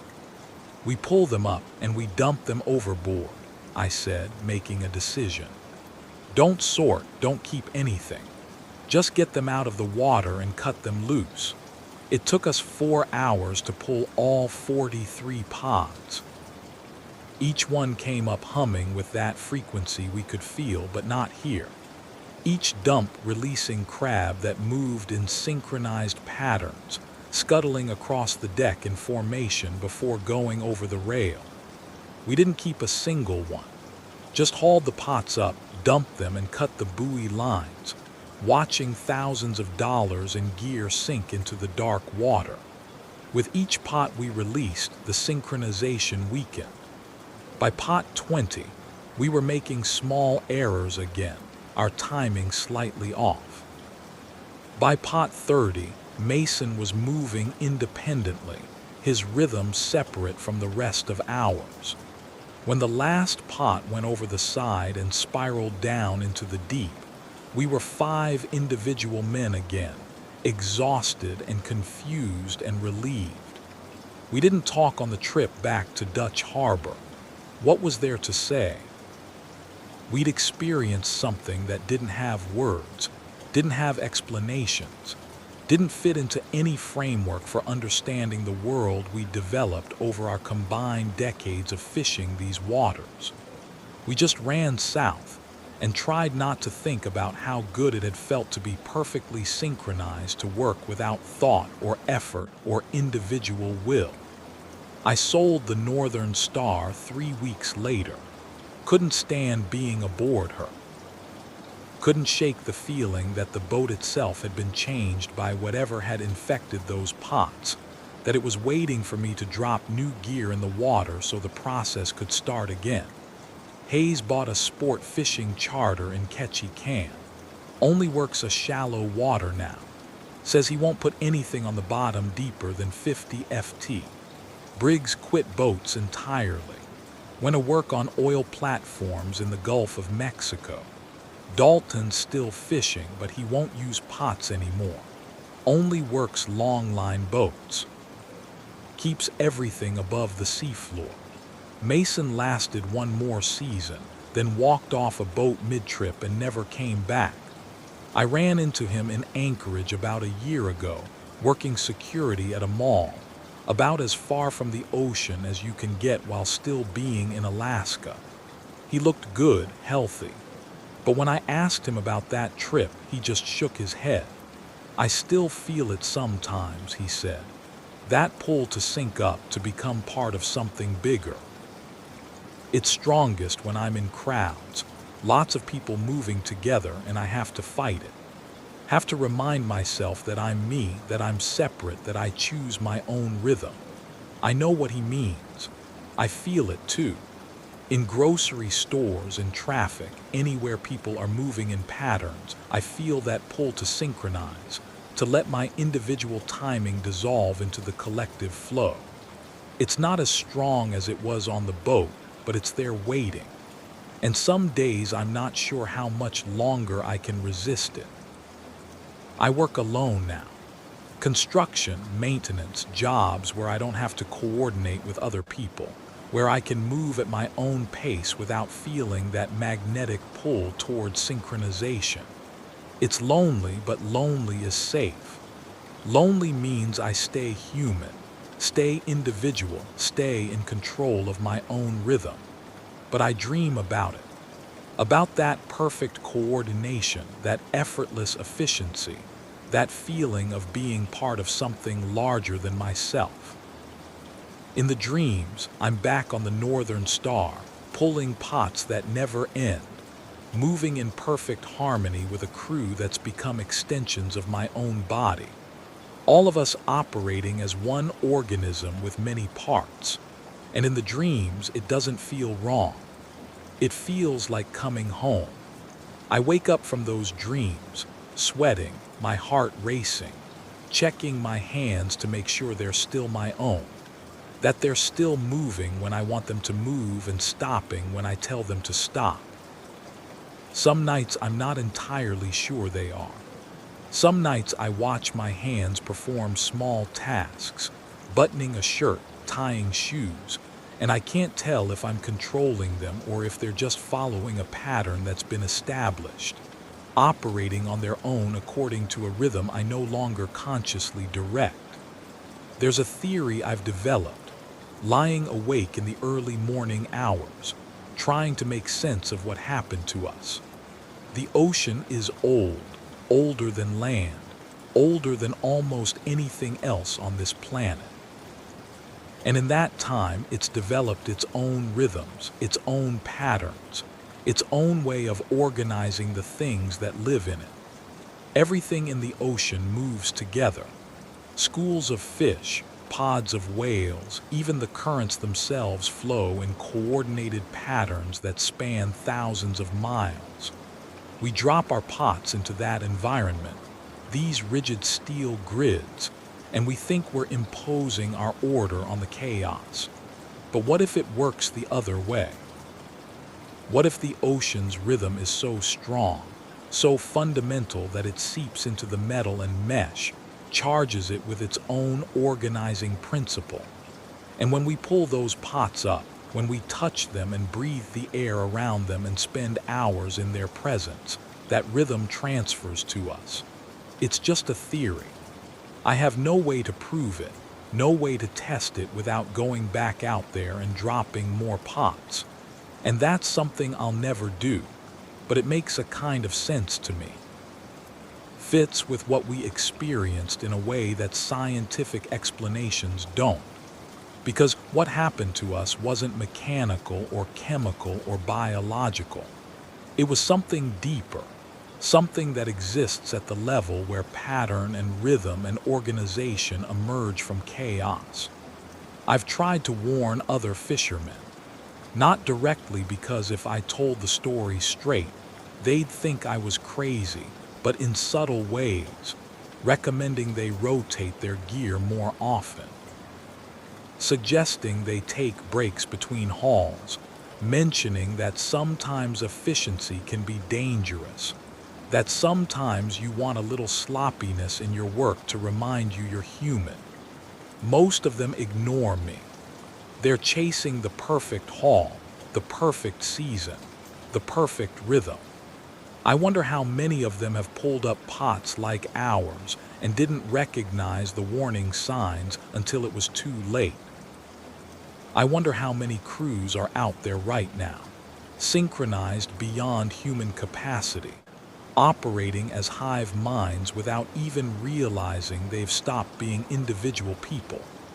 The ocean's big enough to hide a lot of strangeness, and crab fishing is dangerous enough that unusual behavior or accidents get written off as normal risk. Last month, I heard about a boat that pulled record numbers, absolutely record-breaking catch, then disappeared on the way back to port.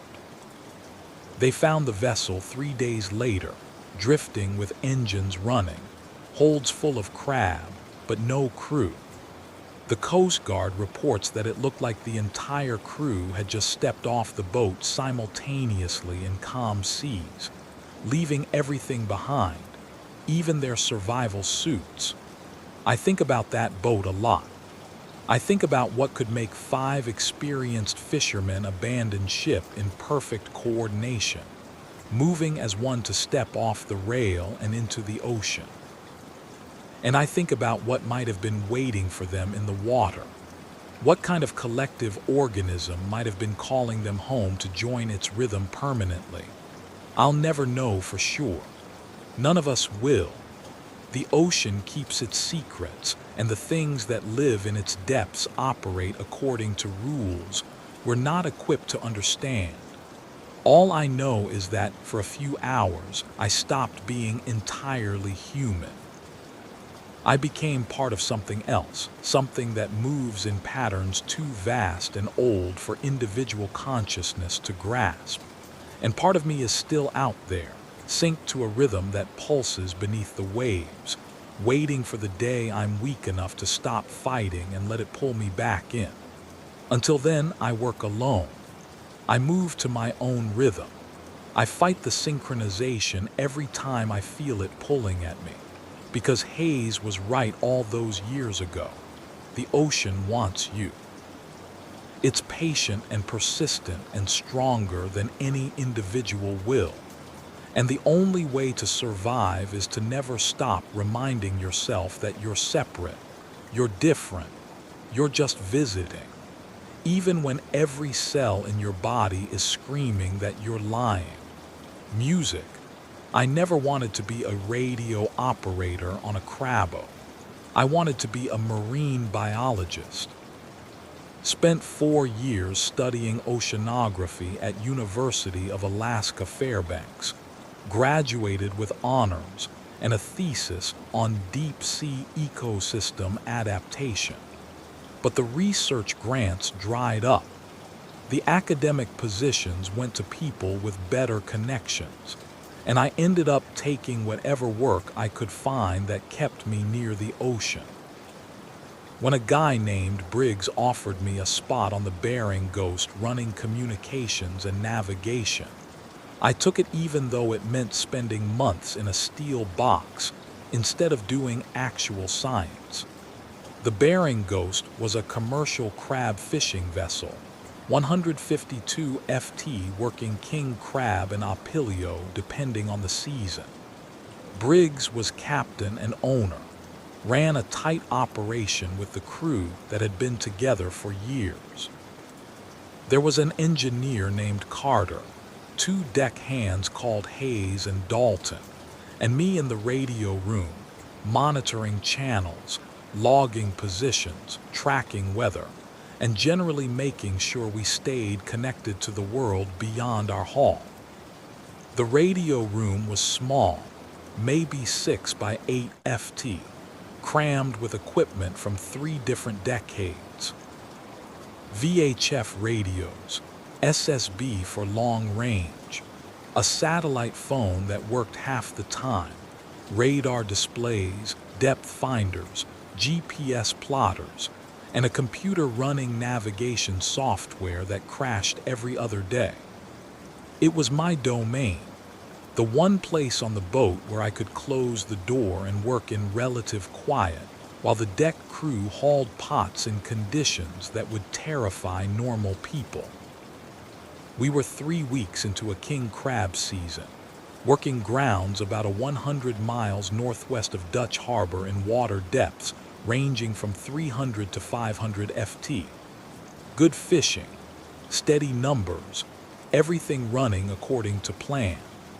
I spent most of my time monitoring Channel 16 for emergency traffic, tracking other vessels to avoid gear conflicts, and logging our positions every hour as required by regulations.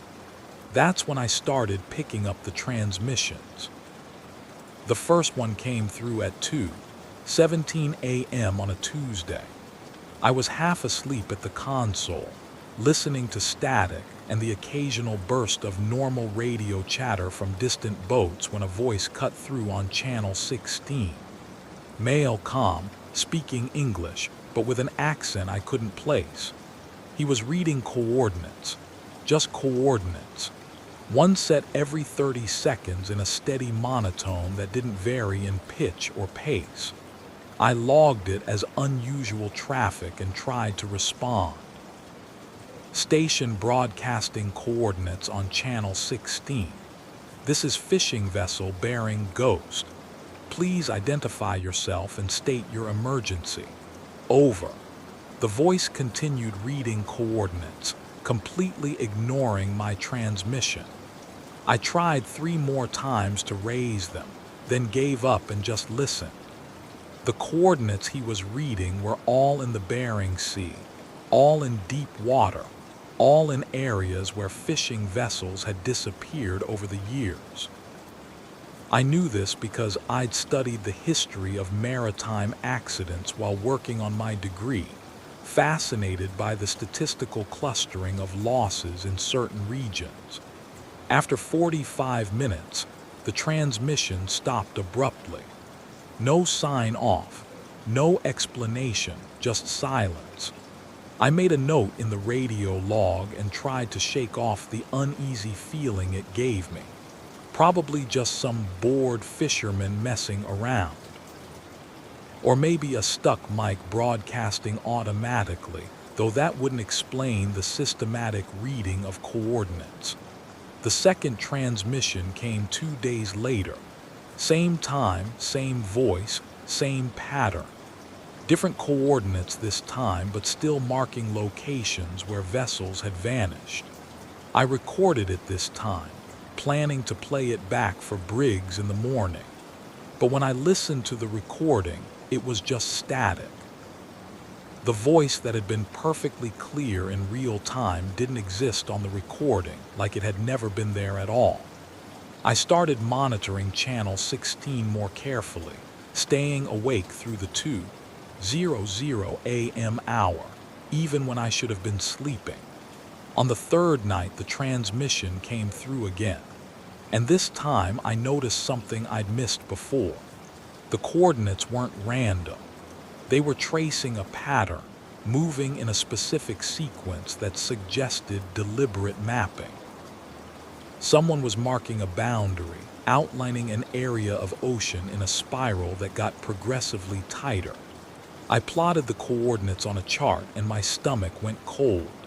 The spiral was centered on our current fishing grounds. We were working inside the boundary being marked, and with each transmission, the pattern drew closer to our exact position. I showed Briggs the chart the next morning. He studied it for a long time, his expression unreadable, then handed it back. Could be anything. Radio atmospherics, someone running a survey, could even be military. You want me to change our fishing plan based on weird radio transmissions? I'm just saying we should be aware. These coordinates match up with historical losses, Captain. That's not a coincidence. Everything in the Bering Sea matches up with historical losses if you look hard enough. We lose boats every year. It's the nature of the work. He paused, then added, but keep monitoring. If it changes pattern or starts broadcasting on emergency frequencies, let me know immediately. The transmissions continued nightly, always at 2:17 a.m., always the same voice, always coordinates that spiraled closer to our position. By the end of the first week, I'd filled an entire notebook with the pattern, and I was starting to recognize something else in the broadcasts. Underneath the voice reading coordinates, there was another sound, so faint I'd initially missed it. A rhythm, almost musical, like something mechanical but organic at the same time. I isolated it using the radio's filters, boosting certain frequencies while suppressing others. What emerged made my skin crawl.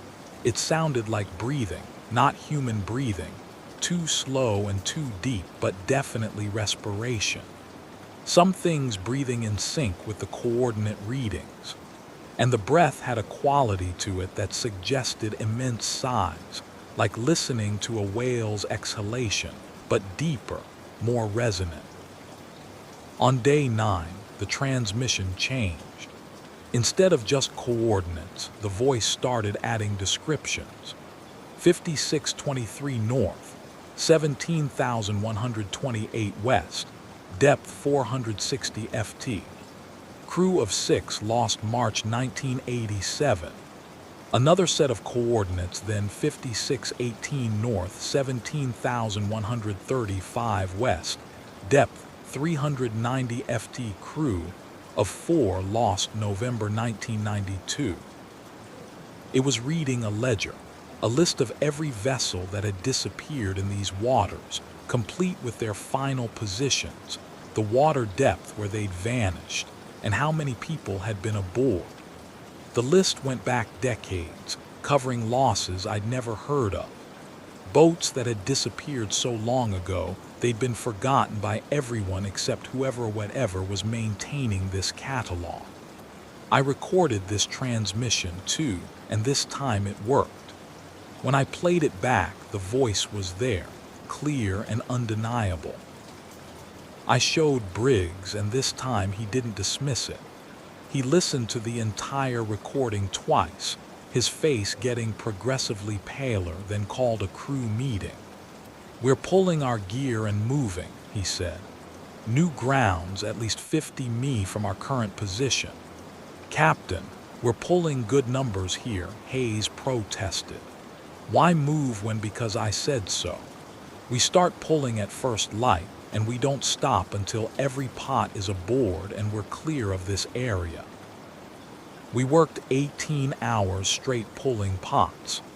The catch was excellent, better than anything we'd seen all season, which made the decision to leave even harder for the deck crew to accept. But Briggs was adamant, and by the time we finished, we were running southeast at full speed, putting distance between us and the coordinates from the transmissions. That night, the broadcast came through at exactly 2:17 a.m., but now the voice was reading different coordinates. Our coordinates, our exact position, updated in real time as we moved. 5547 north, 16,823 west, depth 620 ft, crew of 5 fishing vessel Bering Ghost. I ran to the wheelhouse and grabbed Briggs. It's tracking us. The transmission, it knows where we are. He looked at the GPS, compared it to what I was hearing on the radio, and his hand started shaking. That's impossible. Our position isn't public. We're not broadcasting AIS. There's no way anyone could know our exact location unless he didn't finish the sentence. He didn't have to. We both understood the implication. Whatever was making the transmissions wasn't tracking us through electronic means. It was tracking us directly, perceiving our position through methods that had nothing to do with radio or satellite or any technology we understood. Briggs changed course, swinging us due east. The transmission adjusted immediately, reading our new coordinates without any delay. We tried going south, then west, then north in a random pattern designed to shake any conventional pursuit. The transmission followed every course change perfectly, the voice calmly reading our updated position every 30 seconds with that same mechanical precision. "We run," Briggs said. "We run until we hit port." But we couldn't outrun a radio transmission. For the next 6 hours, that voice tracked us across the Bering Sea, cataloging our every movement, describing our depth and crew count like we were already part of its ledger of lost vessels. The rest of the crew heard it now, too. I'd patched the audio through the boat's PA system so everyone would understand what we were dealing with, and they were all terrified in a way that physical danger couldn't match. This was something outside the normal risks of crab fishing. Something that suggested the ocean itself was paying attention to us in a way it shouldn't be able to. Around dawn, the transmission changed again.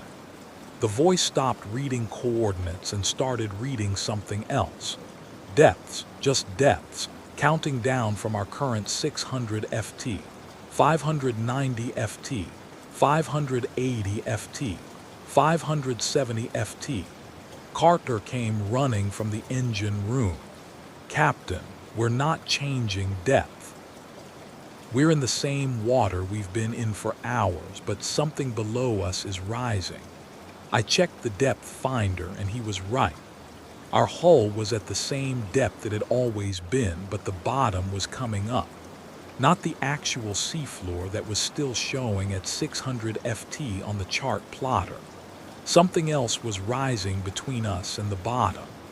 A mass so large it registered on the sonar as solid terrain, even though we knew it couldn't be. The voice kept counting. 560 FT, 550 FT, 540 FT. Full speed, Briggs ordered. Everything the engines have got. The Bering Ghost surged forward, pushing through 12 T swells at maximum power. But the thing below us kept pace, kept rising, the voice calmly narrating its ascent as it closed the distance to our hull. At 300 FT, We could see it on the fish finder. A return so massive it filled the entire screen. At 200 FT, the water around us started to change color, darkening to a shade of blue-black that wasn't natural for surface waters. At 100 FT, the voice stopped counting and started speaking in a language I didn't recognize. Not human language. I don't think anything with the human vocal apparatus could make those sounds, but they had structure and rhythm and meaning. They were words in some system of communication we'd never encountered, being broadcast on frequencies we used for emergency calls and fishing chatter and weather reports. The thing surfaced 50 yards off our port side. I can't describe it accurately because my brain won't let me remember it clearly. Whenever I try to recall exactly what I saw, the memory slides away, replaced by approximations and metaphors that don't quite fit. It was massive, bigger than our boat, bigger than any whale. It had a shape that kept changing, or maybe stayed the same, but my eyes couldn't process it correctly. There were parts that looked organic and parts that looked mechanical and parts that looked like neither, like it existed in more dimensions than the three I could perceive, and I was just seeing a cross-section. But I remember the sound, that breathing I'd heard under the radio transmissions, amplified 1,000 times, resonating through the water and the hull and the air itself. Each breath felt like it was pulling oxygen from my lungs, like the thing was breathing for the entire ocean, and we were just cells in its body. The radio in my room went insane. Every frequency broadcasting at once, layers of transmissions overlapping, that catalog of lost vessels being read in dozens of voices simultaneously. I could hear coordinates and depth and crew counts and dates going back over a century. All the boats that had disappeared in the Bering Sea being documented in real time, an endless archive being maintained by something that had been here long before humans started fishing these waters. The thing submerged slowly, sinking back down at the same measured pace it had risen. The voice on the radio counted upward this time, tracking its descent. At 300 FT, it stopped. The transmission ceased abruptly. The water returned to its normal color. The mast disappeared from our sonar, and we were alone on an empty ocean running at full speed toward Dutch Harbor while 5 grown men tried not to scream. We made port 36 hours later. Briggs filed a report about equipment malfunction and unusual currents. Nothing about the transmissions or what we'd seen. I kept my recordings, but they were useless as evidence. When I played them back for people, they either heard nothing or dismissed them as radio interference. The patterns I charted, the coordinates, the spiral that had been tracking us, all of it could be explained away as coincidence or atmospheric anomaly, or the delusions of someone who'd spent too long isolated at sea. But we knew what we'd encountered. All 5 of us, we knew. Briggs sold the Bering Ghost 2 months later and retired. Carter moved to Arizona. Won't go near any body of water larger than a swimming pool. Hayes and Dalton scattered to different parts of the country.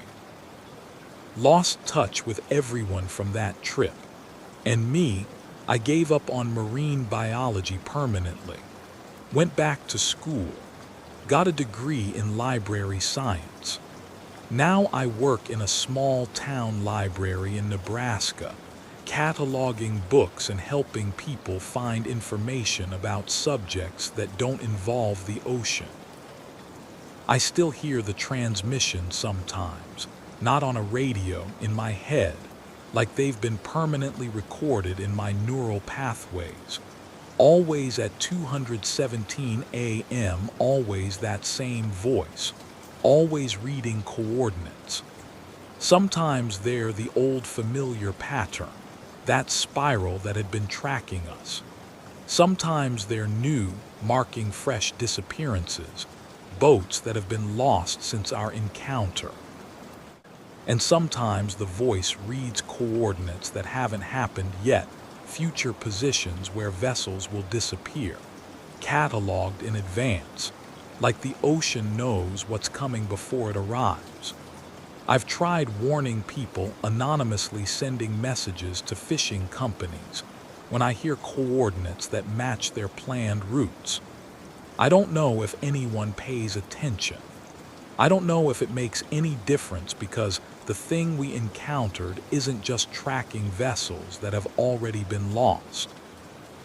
It's maintaining a record of everything that enters its territory. Logging positions and depths and crew counts in some vast archive that serves a purpose I can't begin to understand. We're not fishing the ocean.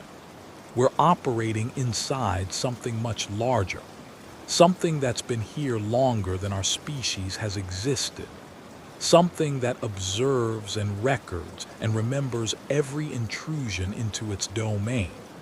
I think about that catalog a lot. How many entries it must have going back not just decades, but centuries, maybe millennia. Every boat that ever sank in the Bering Sea, every person who ever drowned there, all of them documented in that endless transmission. And I think about what maintains that catalog. What kind of entity or organism or force has the capability and motivation to track every human vessel that passes through those waters? The ocean is not empty. We tell ourselves it is. We look at charts and see blank spaces between the continental shelves and convince ourselves we understand what's there. But we don't. The ocean is full of things we haven't named, haven't classified, haven't even perceived except in moments when they choose to reveal themselves. And some of those things are old beyond human comprehension and patient beyond human understanding. I sleep better now living in Nebraska, surrounded by cornfields and prairie and distances measured in miles of flat land rather than fathoms of dark water. But that voice is always there in the back of my mind, reading coordinates, counting depths, maintaining its endless catalog of everything we've lost to the sea. And sometimes on the edge of sleep, I hear it read a new entry that makes my blood freeze. 41-3 north, 96-27 west, depth 0 FT, crew of 1, population 6,000. My current location, my town. Like, whatever makes the transmissions is expanding its territory, moving beyond the ocean, preparing to catalog losses that haven't happened yet in places that aren't even near water. I tell myself it's just my imagination, just the trauma from that trip manifesting as paranoid delusions. But every night at 2:17 a.m., I wake up and I listen. And sometimes I hear that voice getting clearer, getting closer, reading coordinates that spiral inward toward wherever I happen to be living, because the catalog never stops expanding. The ledger of lost vessels and lost people grows larger every year, and something has to maintain it. Something has to keep track. Something has to remember all the places where humans ventured into territory they didn't understand and never came back. I tried going to a psychiatrist about it, tried explaining the transmissions and the tracking and the thing we saw surface. She listened patiently, prescribed medication, suggested I was experiencing auditory hallucinations brought on by isolation and stress. The medication helped for a while. The voice got quieter, easier to ignore, almost possible to dismiss as my brain misfiring. Then one night 3 months ago, the psychiatrist called me at 2:17 a.m. She was crying, barely coherent, saying she could hear it too. The voice reading coordinates. She'd been hearing it since our first session, getting louder every night, and now she couldn't make it stop. We were on the phone for maybe 2 minutes before her call cut off mid-sentence. I tried calling back, no answer. I tried the next day. Her office said she'd taken a sudden leave of absence. No forwarding information, no timeline for return. I checked the news. Nothing about anyone disappearing. No accidents or incidents involving her name. She just left, stepped away from her practice and her life. And I think I know why. The catalog had added her. She'd gotten too close to understanding, had listened to my story with enough belief that the transmission found her, marked her, started tracking her the way it had tracked the Bering ghost. And now she was running, trying to outpace radio waves and sonar, and whatever vast intelligence maintains that endless archive of losses. You can't outrun it. I know that now. Distance doesn't matter. Land versus water doesn't matter. Once you're in the catalog, once you've been marked and tracked and recorded, you're part of the ledger forever. The only question is when you'll transition from being a position that's updated in real time to being a position that's fixed, final, part of the historical record of everything that vanished into the deep. I keep a go bag packed now. Cash, fake ID, supplies for living off-grid because I know my time is limited. The coordinates the voice reads are getting more specific, updating more frequently, tracking my movements from my apartment to the library to the grocery store with the same precision it tracked the Bering ghost across the Bering Sea. It's only a matter of time before the voice stops reading my position and starts reading my entry the way it read all those lost vessels. 4103 north, 9627 west, depth 0 feet, crew of 1, lost December 2024. I'll run before that happens. I'll keep moving, keep changing positions, try to break the pattern the way we tried to break it on the boat. It won't work. I know it won't work, but I have to try. Because the alternative is accepting that I'm already part of the catalog, already recorded in that endless transmission, already lost, even though I'm still here breathing and walking and pretending I have a future. The ocean is patient. The ocean is vast, and the ocean remembers everything that enters it, everything that crosses above it, everything that tries to take from its depths without understanding what they're taking from. We thought we were fishing for crab. We thought we were harvesting a resource, operating in empty water, dealing with a frontier we could master through technology and experience. But the ocean was harvesting us, recording us, adding us to its catalog of every intrusion, every vessel, every person who'd ever presumed to treat it like territory they owned rather than territory they were borrowing on terms they'd never fully understand. And somewhere in the dark water, something is still transmitting, still reading coordinates, still counting depths, still maintaining that endless ledger of everything we've lost and everything we're going to lose. I can hear it right now, even as I write this. 2:17 a.m. right on schedule.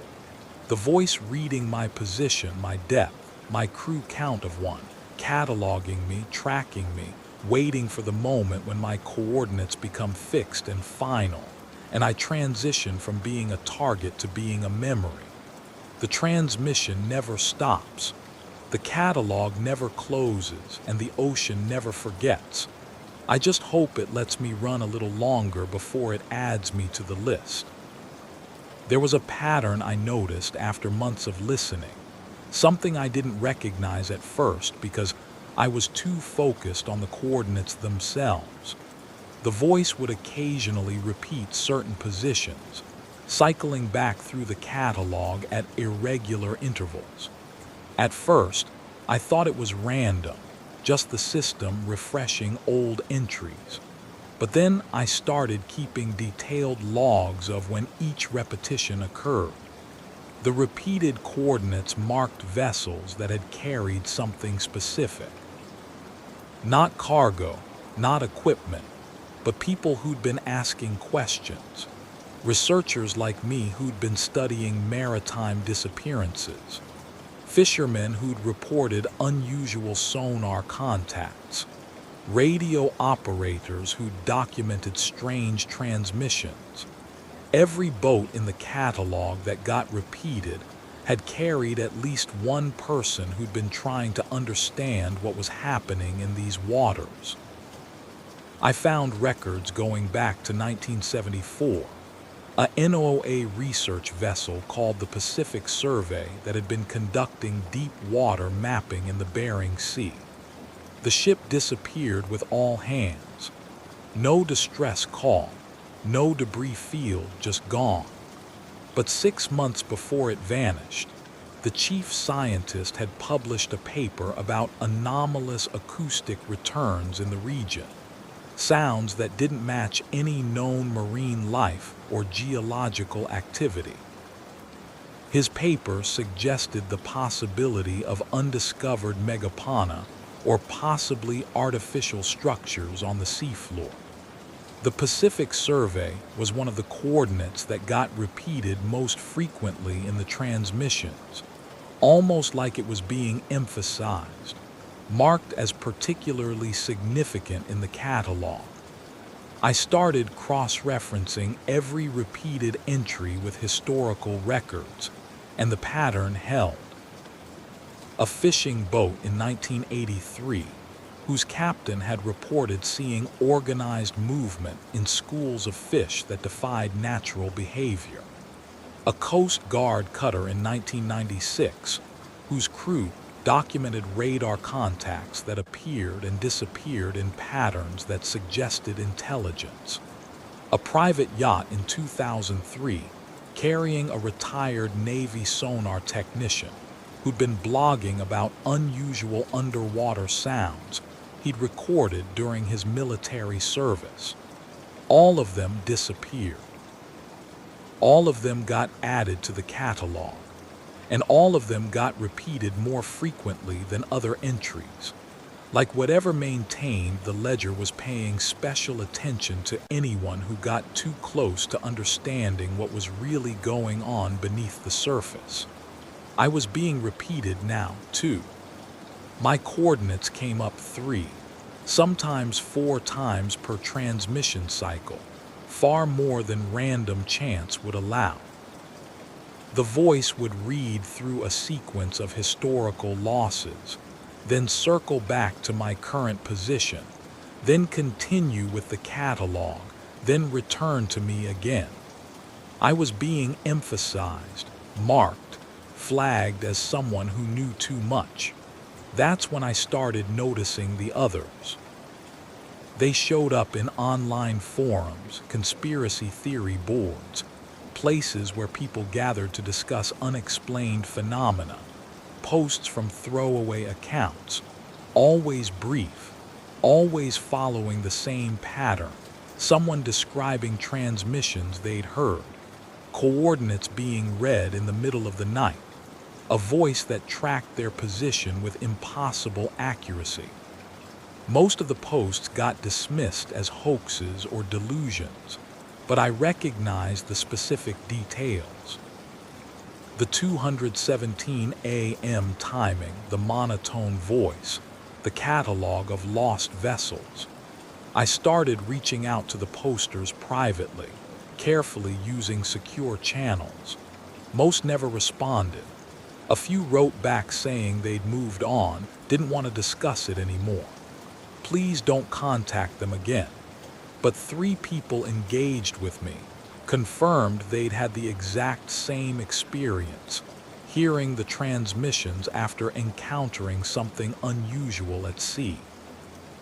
One was a former Coast Guard rescue swimmer named Patricia, who'd been part of a search operation for a missing fishing boat.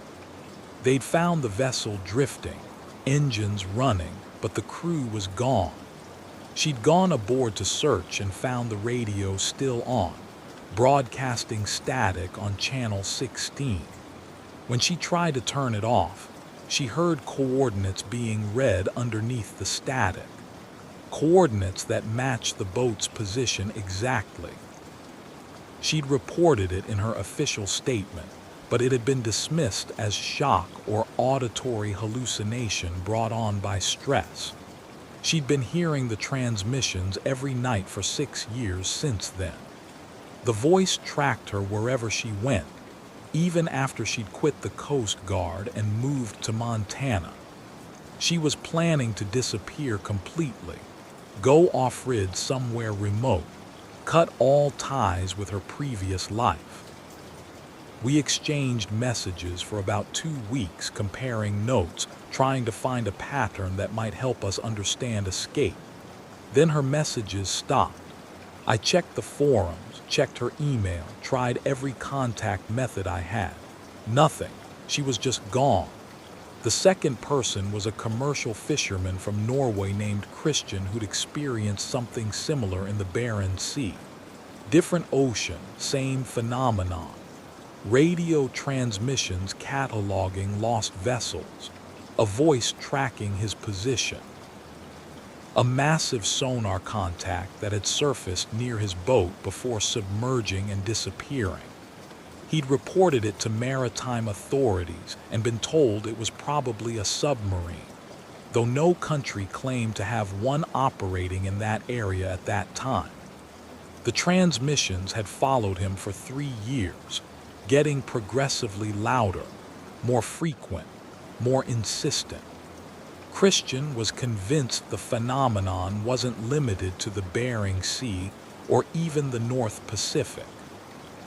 He'd been collecting reports from fishermen worldwide, finding similar patterns in the North Atlantic, the Southern Ocean, anywhere humans operated in deep water far from shore. He thought we were dealing with something global, something that monitored all the oceans, maintaining catalogs of human intrusion across the entire planet. His last message to me was frantic, barely coherent. He said the transmissions had changed, that instead of just reading coordinates, the voice had started speaking directly to him, telling him things about the ocean floor, about structures down there, about purposes we couldn't comprehend. He said he was going back out, taking his boat to the exact coordinates where he'd first heard the transmission because he needed to understand, needed to see it again, needed to know what was calling to him from the deep. I never heard from him again. 2 weeks later, I found a brief mention in Norwegian Maritime news about a fishing vessel found drifting off the coast of Svalbard. No crew aboard, engines running, radio broadcasting on emergency frequency. The article didn't say what the radio was broadcasting, but I knew. The third person was different. She called herself Archive. Wouldn't give me her real name or any personal details, but she knew things I hadn't told anyone. Details about my experience on the Bering Ghost that I'd never written down or shared. She said she'd been listening to the transmissions for over a decade, long before her own encounter at sea, picking them up on radio equipment she built herself for monitoring unusual frequencies. According to Archive, the catalog had been broadcasting for at least 50 years, possibly longer. She had recordings going back to the 1970s, snippets of transmissions captured by ham radio operators and researchers, all documenting the same phenomenon. The voice reading coordinates, tracking vessels, maintaining its endless ledger of losses. But something had changed in the last 5 years. The transmissions were getting stronger, reaching farther inland, affecting people who'd never been to sea, never been on a boat, never had any direct contact with the ocean. She thought the phenomenon was expanding its range, extending its awareness beyond the water and onto land, cataloging human activity in ever-widening circles. She'd mapped the reports of people hearing the transmissions against geographic data and found a clear pattern.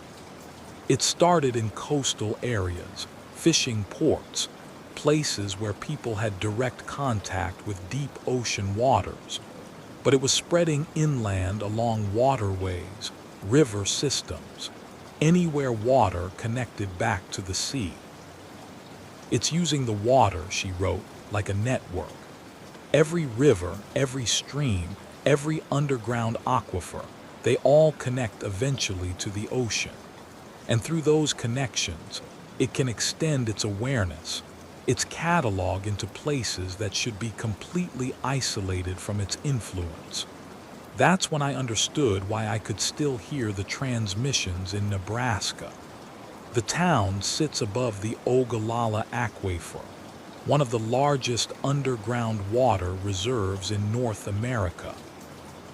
The aquifer connects to river systems that eventually flow into the Gulf of Mexico. The water beneath me, even hundreds of miles from any ocean, still carried that connection, still provided a pathway for whatever force maintained the catalog to track my position and mark me for inclusion. Archives said she was working on a way to block the transmissions, some kind of signal jamming or frequency disruption that might sever the connection. She sent me schematics, technical specifications for equipment I couldn't build without expertise I didn't have. We were supposed to meet somewhere in the Nevada desert where the water table was deep enough that maybe possibly the transmissions couldn't reach. She'd send coordinates once she'd verified the location was safe. I never got those coordinates. Archive's last message came 3 months ago. A single line. It knows what I'm trying to do. Then nothing. Her email bounced. Her forum accounts went dark. Even the encrypted messaging service we'd been using showed her as permanently offline. I'm alone now with this knowledge. Everyone else who understood, who'd experienced the same phenomenon, has either disappeared or cut contact. The catalog keeps growing. The transmissions keep coming. And I keep hearing my position read out night after night with increasing frequency, like a countdown to when I'll transition from being tracked to being archived. Sometimes I drive, just pick a direction and drive for hours, trying to put distance between me and the last position the voice read. It doesn't help. The transmission adjusts immediately, tracking me in real time, no matter how fast I move or how randomly I change direction. I've driven through states with no significant water features, through deserts and mountains and plains, and the voice follows me everywhere. Reading coordinates, counting depths even where there is no depth, cataloging my movements with mechanical precision. Last week, I tried something desperate. I went completely offline, destroyed my phone, my computer, anything with GPS or network capability. I paid cash for everything, avoided cameras, stayed in places without registration requirements. For 3 days, I was effectively invisible to any conventional tracking system. The transmissions got louder without the electronic interference of modern technology. I could hear them more clearly than ever, as if removing those barriers had actually strengthened the connection rather than weakening it. The voice reading my coordinates was joined by other voices, dozens of them, all reading different entries from the catalog. All the lost vessels and missing people overlapping in a chorus that made it impossible to sleep or think or function. On the fourth day, I bought a cheap radio, turned it on, and the transmissions were gone. Complete silence on every frequency. I thought maybe I'd finally escaped, finally broken free of whatever had been tracking me. Then I realized the truth. The transmissions hadn't stopped. They'd moved completely into my head, no longer needing radio waves or electronic receivers to reach me. I'd been cataloged so thoroughly that the connection was permanent, internal, impossible to escape. I can hear them right now as I finish writing this. Multiple voices reading positions from all over the world. Ships lost in the Atlantic. Boats gone missing in the Pacific. Submarines that vanished in the Arctic. Planes that disappeared over oceans and were never found. The catalog contains everything. Every human venture into deep water going back further than I can comprehend. And it's all being read simultaneously in a chorus that sounds like the ocean itself speaking. And underneath it all, that breathing, the slow, deep respiration of something vast, something old, something that exists in scales of time and space that make human life look like a brief flicker. The thing we saw surface near the Bering Ghost, the thing that maintains the catalog, I don't think it's just in the Bering Sea. I think it's everywhere the ocean touches, everywhere water connects, a single consciousness spread across the entire planet, observing and recording and remembering every intrusion into its domain. The voice just read my position again, but this time it added something new. Crew of 1 lost December 2024. Not fishing vessel, not present tense, past tense, lost like it's already happened, like I'm already part of the historical record. Even though I'm still here, still breathing, still writing these words. Maybe I am. Maybe the moment I heard that first transmission, the moment I started tracking the pattern and understanding what it meant, I was already lost, already cataloged, already transitioned from being a person moving through the world to being a position in an endless ledger of everything the ocean has claimed. The breathing is getting louder. I can feel it now, not just hear it. Like the air pressure in my apartment is changing with each exhalation. Like something massive is respiring just outside my perception. Close enough to touch, but existing in a dimension I can't quite access. I'm going to stop writing soon. Going to pack my bag, get in my car, and drive. I don't know where. It doesn't matter where. The catalog will track me anywhere I go. Will continue reading my position until my coordinates become fixed and final.